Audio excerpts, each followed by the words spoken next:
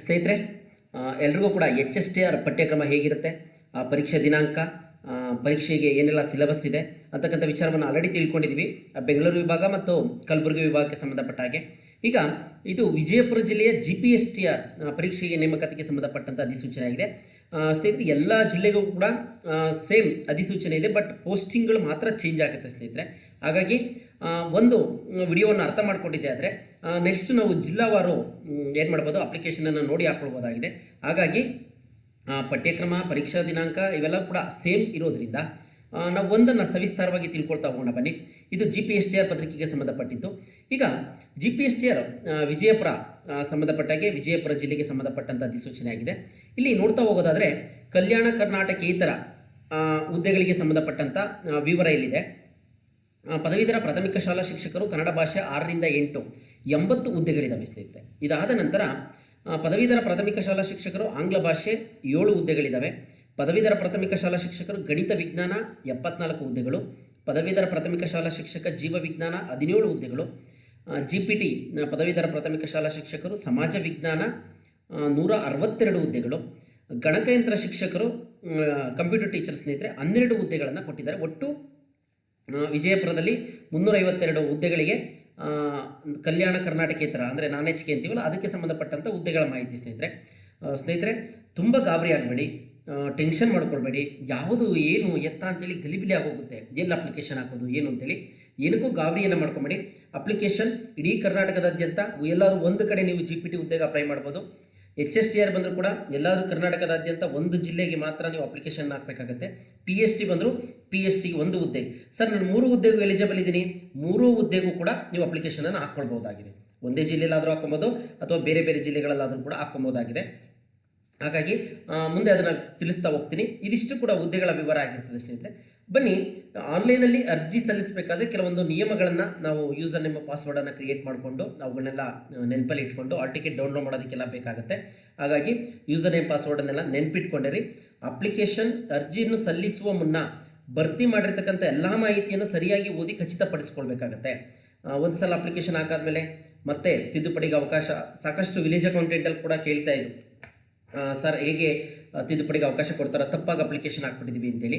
ಹಾಗಾಗಿ ನಮ್ಮೆಲ್ಲ ಆಧಾರ್ ಕಾರ್ಡನ್ನು ಇದನ್ನು ಮಾಡಿ ಲಿಂಕ್ ಮಾಡಿ ನಾವು ಯೂಸರ್ ನೇಮ್ ಮತ್ತು ಪಾಸ್ವರ್ಡ್ ಕ್ರಿಯೇಟ್ ಮಾಡ್ಕೊಳ್ಳೋದ್ರಿಂದ ಮತ್ತೆ 2ನೇ ಸಲ ಹಾಕೋದಕ್ಕೆ ಕಷ್ಟ ಆಗುತ್ತೆ ಸ್ನೇಹಿತರೆ. ಹಾಗಾಗಿ ನೋಡ್ಕೊಳ್ಳಿ. ಇಲ್ಲಿ ಎಲ್ಲ ಹುದ್ದೆಗಳಿಗೂ ಕೂಡ ಪ್ರತ್ಯೇಕವಾಗಿ ಅಧಿಸೂಚನೆಯನ್ನು ಹೊರಡಿಸಿದ್ದೀವಿ ಅಂತ ಹೇಳ್ತಿದ್ದಾರೆ ಸ್ನೇಹಿತರೆ. PST, GPT, HSTRಗೆ ಸಂಬಂಧಪಟ್ಟ ಹಾಗೆ. ಹಾಗಾಗಿ ಈ ಪಾಯಿಂಟ್ ನೋಡ್ಕೊಳ್ಳಿ. ಅಧಿಸೂಚನೆ ಹೊರಡಿಸಲಾಗಿದೆ, ಆದರೆ 2026ನೇ ಸಾಲಿನ ನೇಮಕಾತಿಗೆ ಸಂಬಂಧಿಸಿದಂತೆ ಪ್ರತ್ಯೇಕ ಅಧಿಸೂಚನೆಯನ್ನು ಹೊರಡಿಸಿದ್ದರೂ ಸಹ ಸದರಿ ಅಧಿಸೂಚನೆಯಲ್ಲಿ ನಮೂದಿಸಿದ ವಿವಿಧ ಹುದ್ದೆಗಳಿಗೆ ಅಂದರೆ PSTR ಆಗಲಿ, GPT ಆಗಲಿ, HSTR ಆಗಲಿ ಅರ್ಜಿ ಸಲ್ಲಿಸಲು ಅರ್ಹತೆ ಹೊಂದಿದ ಅಭ್ಯರ್ಥಿಗಳಿಗೆ ಒಂದೇ ಆನ್ಲೈನ್ನಲ್ಲಿ ಅರ್ಜಿ ಸಲ್ಲಿಸಲು ಅವಕಾಶವನ್ನು ಕಲ್ಪಿಸಲಾಗಿದೆ. ನೀವು ಒಂದೇ ಅಪ್ಲಿಕೇಶನಲ್ಲಿ ಎಲ್ಲದಕ್ಕೂ ಕೂಡ ಅಪ್ಲಿಕೇಶನನ್ನು ಸಲ್ಲಿಸ್ಬೋದು ಅಂತ ಹೇಳಿದ್ದಾರೆ. ನೆಕ್ಸ್ಟು, ಅಭ್ಯರ್ಥಿಯು ಯಾವ ಹುದ್ದೆಗೆ ಅರ್ಜಿ ಸಲ್ಲಿಸಲು ಬಯಸುತ್ತಾರೋ ಆ ಹುದ್ದೆಗೆ ಸಂಬಂಧಿಸಿದಂತೆ ಆ ಸರ್ಟಿಫಿಕೇಟ್ಗಳ ವಿದ್ಯಾರ್ಹತೆಯನ್ನು ಹೊಂದಿರಬೇಕಾಗುತ್ತೆ ಅಂತ ಹೇಳ್ತಿದ್ದಾರೆ. ಅರ್ಜಿ ಸಲ್ಲಿಸುವಾಗ ಒಂದು ವೃತ್ತದ ಒಂದು ಹುದ್ದೆಗೆ ಒಂದು ಜಿಲ್ಲೆಯಲ್ಲಿ ಮಾತ್ರ ಅರ್ಜಿ ಸಲ್ಲಿಸತಕ್ಕದ್ದು. ಉದಾಹರಣೆಗೆ, ಈಗ GPT ಹುದ್ದೆಗೆ ನೀವು ಅಪ್ಲಿಕೇಶನ್ ಹಾಕ್ತಿದ್ದೀರಾ ಅಂದರೆ ಇಡೀ ಕರ್ನಾಟಕದಾದ್ಯಂತ ನೀವೇನು ಮಾಡಬೇಕಾಗತ್ತೆ, ಒಂದು ಅಪ್ಲಿಕೇಶನ್ ಹಾಕಬೇಕಾಗತ್ತೆ. HK ನಾನ್-HK ಸಪ್ರೇಟ್ ಆಗಿರುತ್ತಲ್ವ. ಹಾಗಾಗಿ ಇಡೀ ಕರ್ನಾಟಕದಾದ್ಯಂತ ಒಂದು ಅರ್ಜಿಯನ್ನು ನೀವು ಹಾಕ್ಕೊಳ್ಬೇಕಾಗತ್ತೆ. ಒಂದು ಜಿಲ್ಲೆಯಲ್ಲಿ ಒಂದಕ್ಕಿಂತ ಹೆಚ್ಚಿನ ವೃಂದಗಳಿಗೆ ಅರ್ಜಿ ಸಲ್ಲಿಸಲು ಅವಕಾಶ ಇರ್ತದೆ. ಅಂದರೆ ಈಗ ನಾನು PSTಗೂ ಲಭ್ಯ ಇದ್ದೀನಿ, GPTಗೂ ಲಭ್ಯ ಕ್ವಾಲಿಫೈಡ್ ಇದ್ದೀನಿ, HSTRಗೂ ಲಭ್ಯ ಇದ್ದೀನಿ ಅಂದರೆ ನೀವು ಒಂದಕ್ಕಿಂತ ಹೆಚ್ಚು ಒಂದೇ ಜಿಲ್ಲೆಯಲ್ಲಿ ಹಾಕ್ಕೊಳ್ಬೋದು. ಒಂದೇ ಜಿಲ್ಲೆಗೆ ಬಿಜಾಪುರದಲ್ಲೇ ನೀವು PSTಗೂ ಹಾಕ್ಕೊಬೋದು, GPTಗೂ ಹಾಕ್ಕೊಳ್ಬೋದು, HSTRಗೂ ಹಾಕ್ಕೊಳ್ಬೋದು. ಆದರೆ PSTನ ಬಿಜಾಪುರದ ಮೇಲೆ ಹಾಕಿದ ಮೇಲೆ ನೀವು ಮತ್ತೆ PSTಯನ್ನು ಬೇರೆ ಜಿಲ್ಲೆಗೆ ಹಾಕೋದಕ್ಕಾಗೋದಿಲ್ಲ. GPTಗೆ ಬಿಜಾಪುರದಲ್ಲಿ ಅಪ್ಲಿಕೇಶನ್ ಹಾಕೊಂಡ್ಮೇಲೆ ಬೇರೆ ಇನ್ನೆಲ್ಲೂ ಕೂಡ ಅಪ್ಲಿಕೇಶನ್ ಹಾಕೋದಕ್ಕೆ ಸಾಧ್ಯ ಇಲ್ಲ ಬೇರೆ ಜಿಲ್ಲೆಗಳಲ್ಲಿ. HSTR ಕೂಡ ಸೇಮ್ ಇದೇ ಥರನೇ, ಎಲ್ಲರಿಗೂ ಕೂಡ ಒಂದೇ ನಿಯಮ ಇದೆ. 3 ಹುದ್ದೆಗಳಿಗೆ ಒಂದೇ ಜಿಲ್ಲೆಯಲ್ಲಿ ಅಪ್ಲಿಕೇಶನ್ ಹಾಕ್ಕೊಳ್ಬೋದು, PST, GPT, HSTR. ಆದರೆ ಬೇರೆ ಬೇರೆ ಜಿಲ್ಲೆಗಳಲ್ಲಿ ಅಪ್ಲಿಕೇಶನ್ ಹಾಕ್ಕೊಳ್ಳೋದಕ್ಕೆ ಅಂದರೆ 3 ಜನನ ಹಾಕ್ಕೊಳ್ಬೋದು, ಬಟ್ ಒಂದೇ ಹುದ್ದೆಗೆ. ಇವಾಗ GPT ಅಂದರೆ ಇಡೀ ಕರ್ನಾಟಕದಾದ್ಯಂತ ಒಂದು ಕಡೆ ಅಪ್ಲಿಕೇಶನ್ ಹಾಕಬೇಕು. ಇದು ನಿಮಗೆ ಕ್ಲಾರಿಟಿ ಸಿಕ್ಕಿದೆ ಅಂತ ಅಂದ್ಕೊಳ್ತೀನಿ. ಅರ್ಜಿ ಸಲ್ಲಿಸೋದಕ್ಕೆ ಅವಕಾಶ ಇರುತ್ತೆ. ಅಂದರೆ ಬೇರೆ ಬೇರೆ ವೃಂದದ ಬೇರೆ ಬೇರೆ ಹುದ್ದೆಗಳಿಗೆ ಬೇರೆ ಬೇರೆ ಜಿಲ್ಲೆಯಲ್ಲೂ ಕೂಡ ಅವಕಾಶವನ್ನು ಕೊಟ್ಟಿದ್ದಾರೆ. ಅಂದರೆ ಇವಾಗ ನಾನು PSTಯನ್ನು ಬಿಜಾಪುರದಲ್ಲಿ ಹಾಕ್ತೀನಿ, GPTಯನ್ನು ಬಾಗಲಕೋಟೆ ಹಾಕ್ತೀನಿ, HSTRನ ಬೆಂಗಳೂರಲ್ಲಿ ಹಾಕ್ತೀನಿ ಅಂದರೆ ಅದಕ್ಕೆ ಅವಕಾಶ ಇದೆ. ಓಕೆನಾ, ಅರ್ಥ ಆಯಿತು ಅಂತ ಅನ್ಕೊತೀನಿ. ನೆಕ್ಸ್ಟು ಪ್ರೌಢಶಾಲಾ ಶಿಕ್ಷಕರ AM ಪ್ರೌಢಶಾಲಾ, ಇದು ಕೂಡ ಆಲ್ರೆಡಿ ಪ್ರೌಢಶಾಲೆಯಲ್ಲಿ ವಿವರಿಸಿದ್ದೀನಿ ಸ್ನೇಹಿತರೆ. ಇನ್ ಕೇಸ್ ಬೇಕಂದರೆ ಇಲ್ಲೂ ಒಂದ್ಸಲ ನೋಡಬೇಡ. ಒಂದು ವಿಭಾಗದಲ್ಲಿ ಮಾತ್ರ ಅರ್ಜಿ ಸಲ್ಲಿಸಲು ಅವಕಾಶವಿದೆ. HSTRಗೆ ಸಂಬಂಧಪಟ್ಟ ಹಾಗೆ 4 ಡಿವಿಷನ್ ಇದೆ. ಅದರಲ್ಲಿ ನಾವು ಒಂದು ಡಿವಿಷನಲ್ಲಿ ಮಾತ್ರ ಅರ್ಜಿಯನ್ನು ಸಲ್ಲಿಸ್ಬೋದು. ಯಾವುದಾದರೂ ಒಂದು ವಿಭಾಗದಲ್ಲಿ ಒಂದಕ್ಕಿಂತ ಹೆಚ್ಚಿನ ವೃಂದದ ಹುದ್ದೆಗಳಿಗೆ ಅರ್ಜಿ ಸಲ್ಲಿಸ್ಬೋದು. ಆಲ್ರೆಡಿ ಹೇಳಿದ್ನಲ್ಲ, PhDಗೂ ಹಾಕೊಳ್ಬೋದು, ಅಥವಾ ನೀವು ಕಂಪ್ಯೂಟರ್ ಟೀಚರ್ಗೆ ಎಲಿಜಿಬಲ್ ಇದ್ದರೆ ಕಂಪ್ಯೂಟರ್ ಟೀಚರ್ಗೂ ಕೂಡ ಅಪ್ಲಿಕೇಶನನ್ನು ಹಾಕ್ಕೊಳ್ಬಹುದಾಗಿದೆ. ಅಥವಾ ನಾನು ಕನ್ನಡ ಸೋಷಿಯಲ್ ಟೀಚರ್ಗೆ ಎಲಿಜಿಬಲ್ ಇದ್ದರೂ ಕೂಡ ಅರ್ಜಿಯನ್ನು ಹಾಕ್ಕೊಳ್ಬಹುದಾಗಿದೆ. ಪರೀಕ್ಷೆ ಬರೆಯಲು ಒಂದು ಜಿಲ್ಲೆಯನ್ನು ಮಾತ್ರ ಆಯ್ಕೆ ಮಾಡಿಕೊಳ್ಳುವುದು, ಆದರೆ ಪ್ರತಿ ವೃಂದಕ್ಕೂ ಪ್ರತ್ಯೇಕವಾಗಿ ಶುಲ್ಕವನ್ನು ಕಟ್ಟಬೇಕಾಗತ್ತೆ. ಓಕೆನಾ. ಉದಾಹರಣೆಗೆ, ಯಾವೊಬ್ಬ ಅಭ್ಯರ್ಥಿಯು ವಿದ್ಯಾರ್ಥಿಯು PhD ವೃಂದದಲ್ಲಿ PhD ಸಾಮಾನ್ಯ ಅಥವಾ PE ಗ್ರೇಡ್ ಎರಡೂ ಹುದ್ದೆಗಳಿಗೆ ಹಾಗೂ GPT ವೃಂದದಲ್ಲಿ GPT Kannada, GPT English, social science, maths, science, bioscience, GPT computer science ಮತ್ತು HSTR ವೃಂದದಲ್ಲಿ ಆ ಹುದ್ದೆಗಳಿಗೆ ಸಂಬಂಧಪಟ್ಟ ಹಾಗೆ 3 ವೃಂದದ ಹುದ್ದೆಗಳಿಗೂ ಅರ್ಹವಾಗಿದ್ದಲ್ಲಿ, ಹೇಳಿದೆ ಆಲ್ರೆಡಿ ನಾನು, ಯಾಕೆ 3 ಹುದ್ದೆಗಳಿಗೆ PhD, GPT, HST 3 ಹುದ್ದೆಗಳಿಗೂ ಅರ್ಹವಾಗಿದ್ದಲ್ಲಿ, ಎಲಿಜಿಬಲ್ ಇದ್ದಂಥ ಸಂದರ್ಭದಲ್ಲಿ 3 ವೃಂದದ ಹುದ್ದೆಗಳಿಗೂ ಒಂದಕ್ಕಿಂತ ಹೆಚ್ಚಿನ ಜಿಲ್ಲೆಗಳಲ್ಲಿ ವಿಭಾಗದಲ್ಲಿ ಪ್ರತ್ಯೇಕ ಶುಲ್ಕದೊಂದಿಗೆ ಅರ್ಜಿ ಸಲ್ಲಿಸಬಹುದಾಗಿದೆ. ಆದರೆ ಒಂದು ವೃಂದದ ಒಂದು ಹುದ್ದೆಗೆ ಒಂದು ಜಿಲ್ಲೆಯಲ್ಲಿ ಮಾತ್ರ ಅವಕಾಶವಿದೆ. ಇದು ನಿಮಗೆ ಕ್ಲಾರಿಟಿ ಸಿಕ್ತು ಸ್ನೇಹಿತರೆ. ಒಂದು ವೃಂದ ಅಂದರೆ GPT ಅಂದರೆ GPT ಇಡೀ ಕರ್ನಾಟಕದಾದ್ಯಂತ ಒಂದು ಕಡೆ ಮಾತ್ರ ನೀವು ಅರ್ಜಿ ಸಲ್ಲಿಸಬೇಕಾಗತ್ತೆ. ಆದರೆ PhD ವೃಂದದ ಅಭ್ಯರ್ಥಿಯು ಅಂದರೆ ಬಾಗಲಕೋಟೆ ಜಿಲ್ಲೆಯಲ್ಲಿ ಅರ್ಜಿ ಸಲ್ಲಿಸಿದರೆ ಬೇರೆ ಯಾವುದೇ ಜಿಲ್ಲೆಯಲ್ಲಿ PhD ವೃಂದದ ಹುದ್ದೆಗೆ ಅರ್ಜಿ ಸಲ್ಲಿಸಲು ಅವಕಾಶ ಇರುವುದಿಲ್ಲ. ಅದೇ ರೀತಿ ಯಾವೊಬ್ಬ ಅಭ್ಯರ್ಥಿಯು GPT ಸೋಷಿಯಲ್ ಸೈನ್ಸ್ ಹುದ್ದೆಗೆ ಮೈಸೂರು ಜಿಲ್ಲೆಯಲ್ಲಿ ಅರ್ಜಿ ಸಲ್ಲಿಸಿದ್ದಲ್ಲಿ ಆತನು ಬೇರೆ ಜಿಲ್ಲೆಗೆ PhD ಸೋಷಿಯಲ್ ಸೈನ್ಸ್ಗೆ ಅರ್ಜಿ ಸಲ್ಲಿಸೋದಕ್ಕೆ ಅವಕಾಶ ಇರೋದಿಲ್ಲ. ಆದರೆ GPT ಮ್ಯಾಥ್ಸ್ಗೆ ಹಾಕೊಬೋದು, GPT Kannada, GPT English ಹುದ್ದೆಗಳಿಗೆ ಆತ ವಿದ್ಯಾರ್ಹತೆಗೆ ತಕ್ಕಂತೆ ಮೈಸೂರು ಮತ್ತು ಬೇರೆ ಬೇರೆ, ನಿಮ್ಮಲ್ಲಿ ಏನಾದರೂ ಎಕ್ಸ್ಟ್ರಾ ಕ್ವಾಲಿಫೈಡ್ ಇದ್ದರೆ, ಸರ್ ಇವಾಗ ನಾನು GPT ಕನ್ನಡಕ್ಕೂ ಎಲಿಜಿಬಲ್ ಇದ್ದೀನಿ, GPT ಸೋಷಿಯಲ್ಗೂ ಎಲಿಜಿಬಲ್ ಇದ್ದೀನಿ ಅಂತ ಬರುತ್ತೆ ನಮಗೆ ಈ ಥರ ಸಮಸ್ಯೆಗಳು. ಆ ಒಂದು ಸಂದರ್ಭದಲ್ಲಿ ನೀವು ಅಪ್ಲಿಕೇಶನ್ನ ಹಾಕ್ಕೊಳ್ಬಹುದಾಗಿದೆ. ಓಕೆನಾ. ಅದೇ ರೀತಿ ಯಾವೊಬ್ಬ ಅಭ್ಯರ್ಥಿಯು AM ಹೈಸ್ಕೂಲ್ಗೆ ಸಂಬಂಧಪಟ್ಟ ಹಾಗೆ AM ಇಂಗ್ಲೀಷ್ ಹುದ್ದೆಗೆ ಬೆಂಗಳೂರು ವಿಭಾಗದಲ್ಲಿ ಅರ್ಜಿ ಸಲ್ಲಿಸಿದ್ದಲ್ಲಿ ಆತನು AM ಅದೇ ಇಂಗ್ಲೀಷ್ ಹುದ್ದೆಗೆ ಬೇರೆ ವಿಭಾಗದಲ್ಲಿ ಅರ್ಜಿ ಸಲ್ಲಿಸಲು ಅವಕಾಶ ಇರುವುದಿಲ್ಲ. ಇದು ಹೈಸ್ಕೂಲಿಗೆ ಸಂಬಂಧಪಟ್ಟ ಹಾಗೆ ಸ್ನೇಹಿತರೆ. ಓಕೆನಾ. ಇದನ್ನು ಚೆನ್ನಾಗಿ ನೆನಪಿಟ್ಕೊಳ್ಳಿ. ಆದರೆ ಆತನು AM Kannada, AM CBZ, AM arts, PE ಹುದ್ದೆಗಳಿಗೆ ಬೇರೆ ಬೇರೆ ವಿಭಾಗದಲ್ಲಿ ಆತನ ವಿದ್ಯಾರ್ಹತೆಗೆ ತಕ್ಕಂತೆ ಅರ್ಜಿ ಸಲ್ಲಿಸ್ಬೋದು. ಅಂದರೆ ಸಾಮಾನ್ಯಕ್ಕೆ ಒಂದು ಹೈಸ್ಕೂಲ್ ಅಂದರೆ ಒಂದೇ ಬರೆಯೋದಕ್ಕೆ ಸಾಧ್ಯ ಆಗೋದು ನಾವು. GPT ಇಂದಂಥ ಸಂದರ್ಭದಲ್ಲಿ GPT ನಾವು ಎಲ್ಲೇ ಅಪ್ಲೈ ಮಾಡಿದ್ರು ಒಂದು ಅಪ್ಲೈ ಮಾಡ್ಕೊಳ್ಬೇಕಾಗತ್ತೆ. ಆ ರೀತಿ ಅಭ್ಯರ್ಥಿಗಳು ಒಂದಕ್ಕಿಂತ ಹೆಚ್ಚಿನ ಹುದ್ದೆಗಳಿಗೆ ಅರ್ಜಿ ಸಲ್ಲಿಸಿದ್ದಲ್ಲಿ ಅವರು ಯಾವ ವೃಂದದ ಯಾವ ಹುದ್ದೆಗೆ ಆಯ್ಕೆಯಾಗಲು ಬಯಸುತ್ತಾರೋ ಅಂತಹ ವೃಂದದ ಹುದ್ದೆಯ ತಾತ್ಕಾಲಿಕ ಆದ್ಯತೆಯನ್ನು ಅರ್ಜಿ ಸಲ್ಲಿಸುವಾಗ ನೀಡುವುದು ಕಡ್ಡಾಯವಾಗಿರುತ್ತದೆ. ಓಕೆ, ಈ ಪಾಯಿಂಟ್ 3 ಅಪ್ಲಿಕೇಶನ್ ಹಾಕ್ಬಿಡ್ತೀರಿ. ಅದರಲ್ಲಿ ನೀವು ತಾತ್ಕಾಲಿಕ ಫಸ್ಟ್ ಪ್ರಿಫರೆನ್ಸ್ ಯಾವುದು ಕೊಡ್ತೀರಿ ಅಂತ ನೀವು ಅಪ್ಲಿಕೇಶನ್ ಹಾಕಬೇಕಾದ್ರೆ ಏನು ಮಾಡಬೇಕಾಗತ್ತೆ, ಅದನ್ನು ಮೆನ್ಷನ್ ಮಾಡಬೇಕಾಗುತ್ತೆ ಸ್ನೇಹಿತರೆ. ಅದೊಂದು ಪಾಯಿಂಟನ್ನು ನೋಡ್ಕೊಳ್ಳಿ. ಅಭ್ಯರ್ಥಿಯು ಸ್ಪರ್ಧಾತ್ಮಕ ಪರೀಕ್ಷೆ ಬರೆಯಲು ಬಯಸುವ ಜಿಲ್ಲೆಗೆ ಆದ್ಯತೆಯನ್ನು ಅರ್ಜಿಯಲ್ಲಿ ತಪ್ಪದೇ ನಮೂದಿಸುವುದು. ಓಕೆನಾ. ಯಾವ ಜಿಲ್ಲೆಯಲ್ಲಿ ನಾನು ಎಕ್ಸಾಮನ್ನು ಬರೀತೀನಿ ಅಂತಕ್ಕಂಥದ್ದನ್ನು ಮೆನ್ಷನ್ ಮಾಡಬೇಕಾಗುತ್ತೆ. ಆದರೆ ಪರೀಕ್ಷಾ ಕೇಂದ್ರಗಳ ಹಂಚಿಕೆಯನ್ನು ಅವರು ಹಾಲ್ ಟಿಕೆಟಲ್ಲಿ ಮೆನ್ಷನ್ ಮಾಡಿ ಕೊಡ್ತಾರೆ. ನೆಕ್ಸ್ಟು ಪರೀಕ್ಷಾ ಕೇಂದ್ರಗಳಿಗೆ ಅಭ್ಯರ್ಥಿಯನ್ನು ಹಂಚಿಕೆ ಮಾಡುವಾಗ ಅದು ವಿಶೇಷ ಚೇತನ ಮತ್ತು ಮಹಿಳೆಯರಿಗೆ ಆದ್ಯತೆಯನ್ನು ಕೊಡ್ತಾರಂತೆ. ನೆಕ್ಸ್ಟ್ ಇದೊಂದು ಪಾಯಿಂಟ್ ನೋಡ್ಕೊಳ್ಳಿ.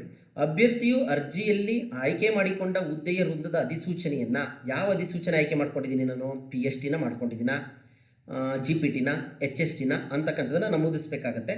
ಅರ್ಜಿ ನಿಗದಿಪಡಿಸಿರುವ ಕೊನೆಯ ದಿನಾಂಕ, ಇದೆಲ್ಲ ಏನು ಅವಶ್ಯಕತೆ ಇಲ್ಲ ಬನ್ನಿ. ನೆಕ್ಸ್ಟು ಅದನ್ನು ಪ್ರಿಂಟ್ ತೊಗೊಂಡು ಏನು ಮಾಡಿ, ಶುಲ್ಕ ಪಾವತಿಸಿದ ನಂತರ ಅಭ್ಯರ್ಥಿಯು ಅರ್ಜಿಯ ಮುದ್ರಿತ ಪ್ರತಿಯನ್ನು ಪಡೆದು ಇಟ್ಕೊಳ್ಬೇಕಾಗತ್ತೆ. ಅದನ್ನು ಕಳಿಬೇಡಿ. ನೆಕ್ಸ್ಟ್ ಮುಂದಕ್ಕೆ ಅದೆಲ್ಲ ಪ್ರೊಸೆಸ್ಗೆ ಬೇಕಾಗುತ್ತೆ. ಇಲ್ಲಿ ಎಲ್ಲ ಸ್ಪರ್ಧಾತ್ಮಕ ಪ್ರವೇಶ ಪತ್ರಗಳನ್ನು ಅವರು ಬಿಟ್ಟಂಥ ಸಂದರ್ಭದಲ್ಲಿ school.education.karnataka.gov.in ಈ ವೆಬ್ಸೈಟಲ್ಲಿ ನಾವು ಡೌನ್ಲೋಡ್ ಮಾಡ್ಕೊಳ್ಬೋದಾಗಿದೆ.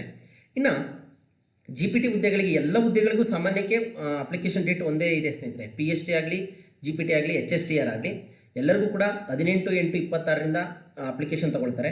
ಅರ್ಜಿ ಸಲ್ಲಿಸಲು ಕೊನೆಯ ದಿನಾಂಕ 17/9/26 ಆಗಿದೆ. ಶುಲ್ಕ ಪಾವತಿ ಮಾಡೋದಕ್ಕೆ 10/9/26 ಆಗಿರುತ್ತೆ. ನೆಕ್ಸ್ಟು ಇಲ್ಲಿ ಶುಲ್ಕಗಳನ್ನ ನೋಡೋದಾದರೆ GMO ಮತ್ತು OBC ಅಭ್ಯರ್ಥಿಗಳಿಗೆ 750. ಅವ್ರು ಏನಾದರೂ ಇನ್ನೂ ಒಂದು ಹೆಚ್ಚಿನ ಹುದ್ದೆಗಳಿಗೆ ಅಪ್ಲಿಕೇಶನ್ ಹಾಕ್ತೀವಿ ಅಂತಂದರೆ 350 ರೂಪಾಯಿ ಎಕ್ಸ್ಟ್ರಾ ಸೇರಿಸಿ ಕಟ್ಟಬೇಕಾಗುತ್ತೆ. ಇನ್ನು ಪರಿಶಿಷ್ಟ ಜಾತಿ SC ST ಮತ್ತು ಮಾಜಿ ಸೈನಿಕ, ಅಂಗವಿಕಲ ಅಭ್ಯರ್ಥಿಗಳು, ತೃತೀಯ ಲಿಂಗಿಗಳು 500 ರೂಪಾಯಿ. ಜೊತೆಗೆ ಹೆಚ್ಚಿನ ಹುದ್ದೆಗಳಿಗೆ ಅಪ್ಲಿಕೇಶನ್ ಹಾಕ್ತೀವಿ ಅಂದರೆ 250 ರೂಪಾಯಿ ಸೇರಿಸಿ 750 ರೂಪಾಯಿಯನ್ನು ಇಲ್ಲಿ ಮೆನ್ಷನ್ ಮಾಡಿದ್ದಾರೆ. ಓಕೆನಾ.